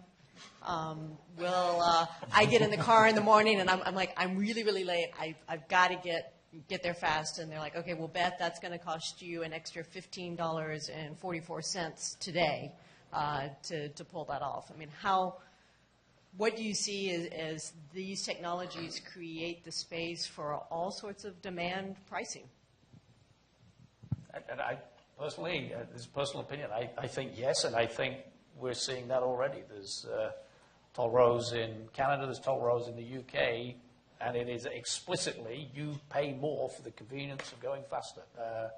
Around the city that we call Birmingham in England, when the M6 was congested, they built a new tollway, and if you can afford to pay, you get from A to B quicker. And so I think inevitably in a market economy, we'll see people with the ability to pay get differentiated service. The devil's in the details. We have the peach lanes here, which are a disaster because they're too incomprehensible. People don't understand what it means to spend 7 cents to go from this street to that street on the freeway. There's going to be the human realities mixing with the technology for sure, but it's coming. I think there's something. It's an interesting thing about what we used to differential pricing on. We're all very, I don't know whether we're okay with it, but we have got accustomed to very differentiated pricing for airplane seats that actually all get from A to B at about the same time, and what level of service you buy and how much you pay. I think it's a matter of fact that no two people on an airplane ever pay the same amount for the same journey. So I think there will be more of that going on of what are you willing to pay and how far ahead, and do you want to book a slot? And I'm fairly confident that the smart entrepreneurs will find a way to offer choices that have differentiated pricing. But there is a relationship with regulation, right? You know, the city or whomever had to be able to make the decision around the peach lanes, right? So it's not just, there's jurisdiction and regulation that play into this in some ways even more so than dynamic airline pricing or dynamic Amazon pricing. Right. So I think these demand models are very interesting, and I agree. Things like the Peach Pass here is maybe not optimized. I think it's sort of, but the other is we've talked about these verticals of how we start deploying these, and the question is so far we've sort of talked about doing it on closed areas, like if I could get a cart that would take me from parking at the airport to the terminal, that would actually be convenient. It's Uber, I'm telling you. It's Uber. But there's also and then we've talked about the highways, but the question is, how much value would it have? So one of the things we've been discussing here at Tech is, could we imagine that we would get a fleet of autonomous golf carts, because we can probably afford to buy those, and then build a test domain that would be the Georgia Tech campus home park. They might disappear over there. And then finally, Atlantic Station. But could we imagine having a test area where we would have shopping areas, domestic areas, and sort of research domains? And would that be large enough that we could actually test these technologies? One of the challenges we would have is that we would have to get state, city, and federal authorities to agree on this, because they all have different kinds of roads. But I think the question is, how big does it have to be before we can deploy this so that we can actually do real testing and get to where we can evaluate trust and these things? And it can't be one vehicle. It should be, if I could go and have lunch every day at Atlantic Station, that would work really well. But I think there are lots of opportunities where we can do this. And I think it's going to be important to figure out how do we start large-scale evaluations. Not in the only open, right? In the open, exactly. No, it can't be in a closed environment. In a closed environment, that's too easy. I don't know, but I think we constrain the domain, and it's Atlantic Avenue, or State Street, or whatever, from Georgia Tech to Atlantic Station. I want Spring Street to North Avenue, and then from or Spring to Howard Mill, and then from North Avenue to 17th Street. And I'm saying baby steps. And then say, You're talking real world in the real world. Let's see what happens. And this returns us to, for those of you who are there also with us at the very beginning, remember Kwanzaa Hall's discussion, right? So if we're going to focus on revolutionizing transportation in Atlanta, he was thinking of trolleys and shuttles, but we just need to update the vision with autonomous golf carts or autonomous cars, this point-to-point, take me from somewhere that matters to somewhere else that matters. Right. And looking at that as a way to transform what was a smart city discussion, which turned into a smart community discussion. So thank you very much to our panel. Let's congratulate and thank them again.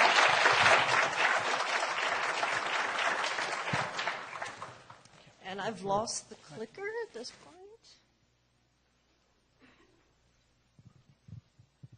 All right, hang in there for just, not you guys go sit down. No. Just a couple of minutes as we continue to wrap things up here and then get you over to the research demonstrations across the street. First and foremost, I want to thank the amazing team of folks who have worked for quite some time and certainly lost quite a bit of sleep in the past couple weeks as we've pulled together all of the details with respect to producing the forum. One of the ways that we make sure your research dollars, your tax dollars go further is we do this ourselves. So thank goodness for Allison, who is collecting microphones over there. She is our one paid outsider who comes in and helps us do this every year. But everyone else, this is internal folks making the forum happen. So we've had our accountants out running the registration table, and we've had our student researchers moving tables and doing everything it takes to make this event as a wonderful and productive and valuable event. So just collectively, I know most of them aren't here. Hopefully some of them are on the webcast, but let's just thank all of them now. Thank you very much. You've been a wonderful audience, wonderful speakers. Thanks to everyone. It's a wrap.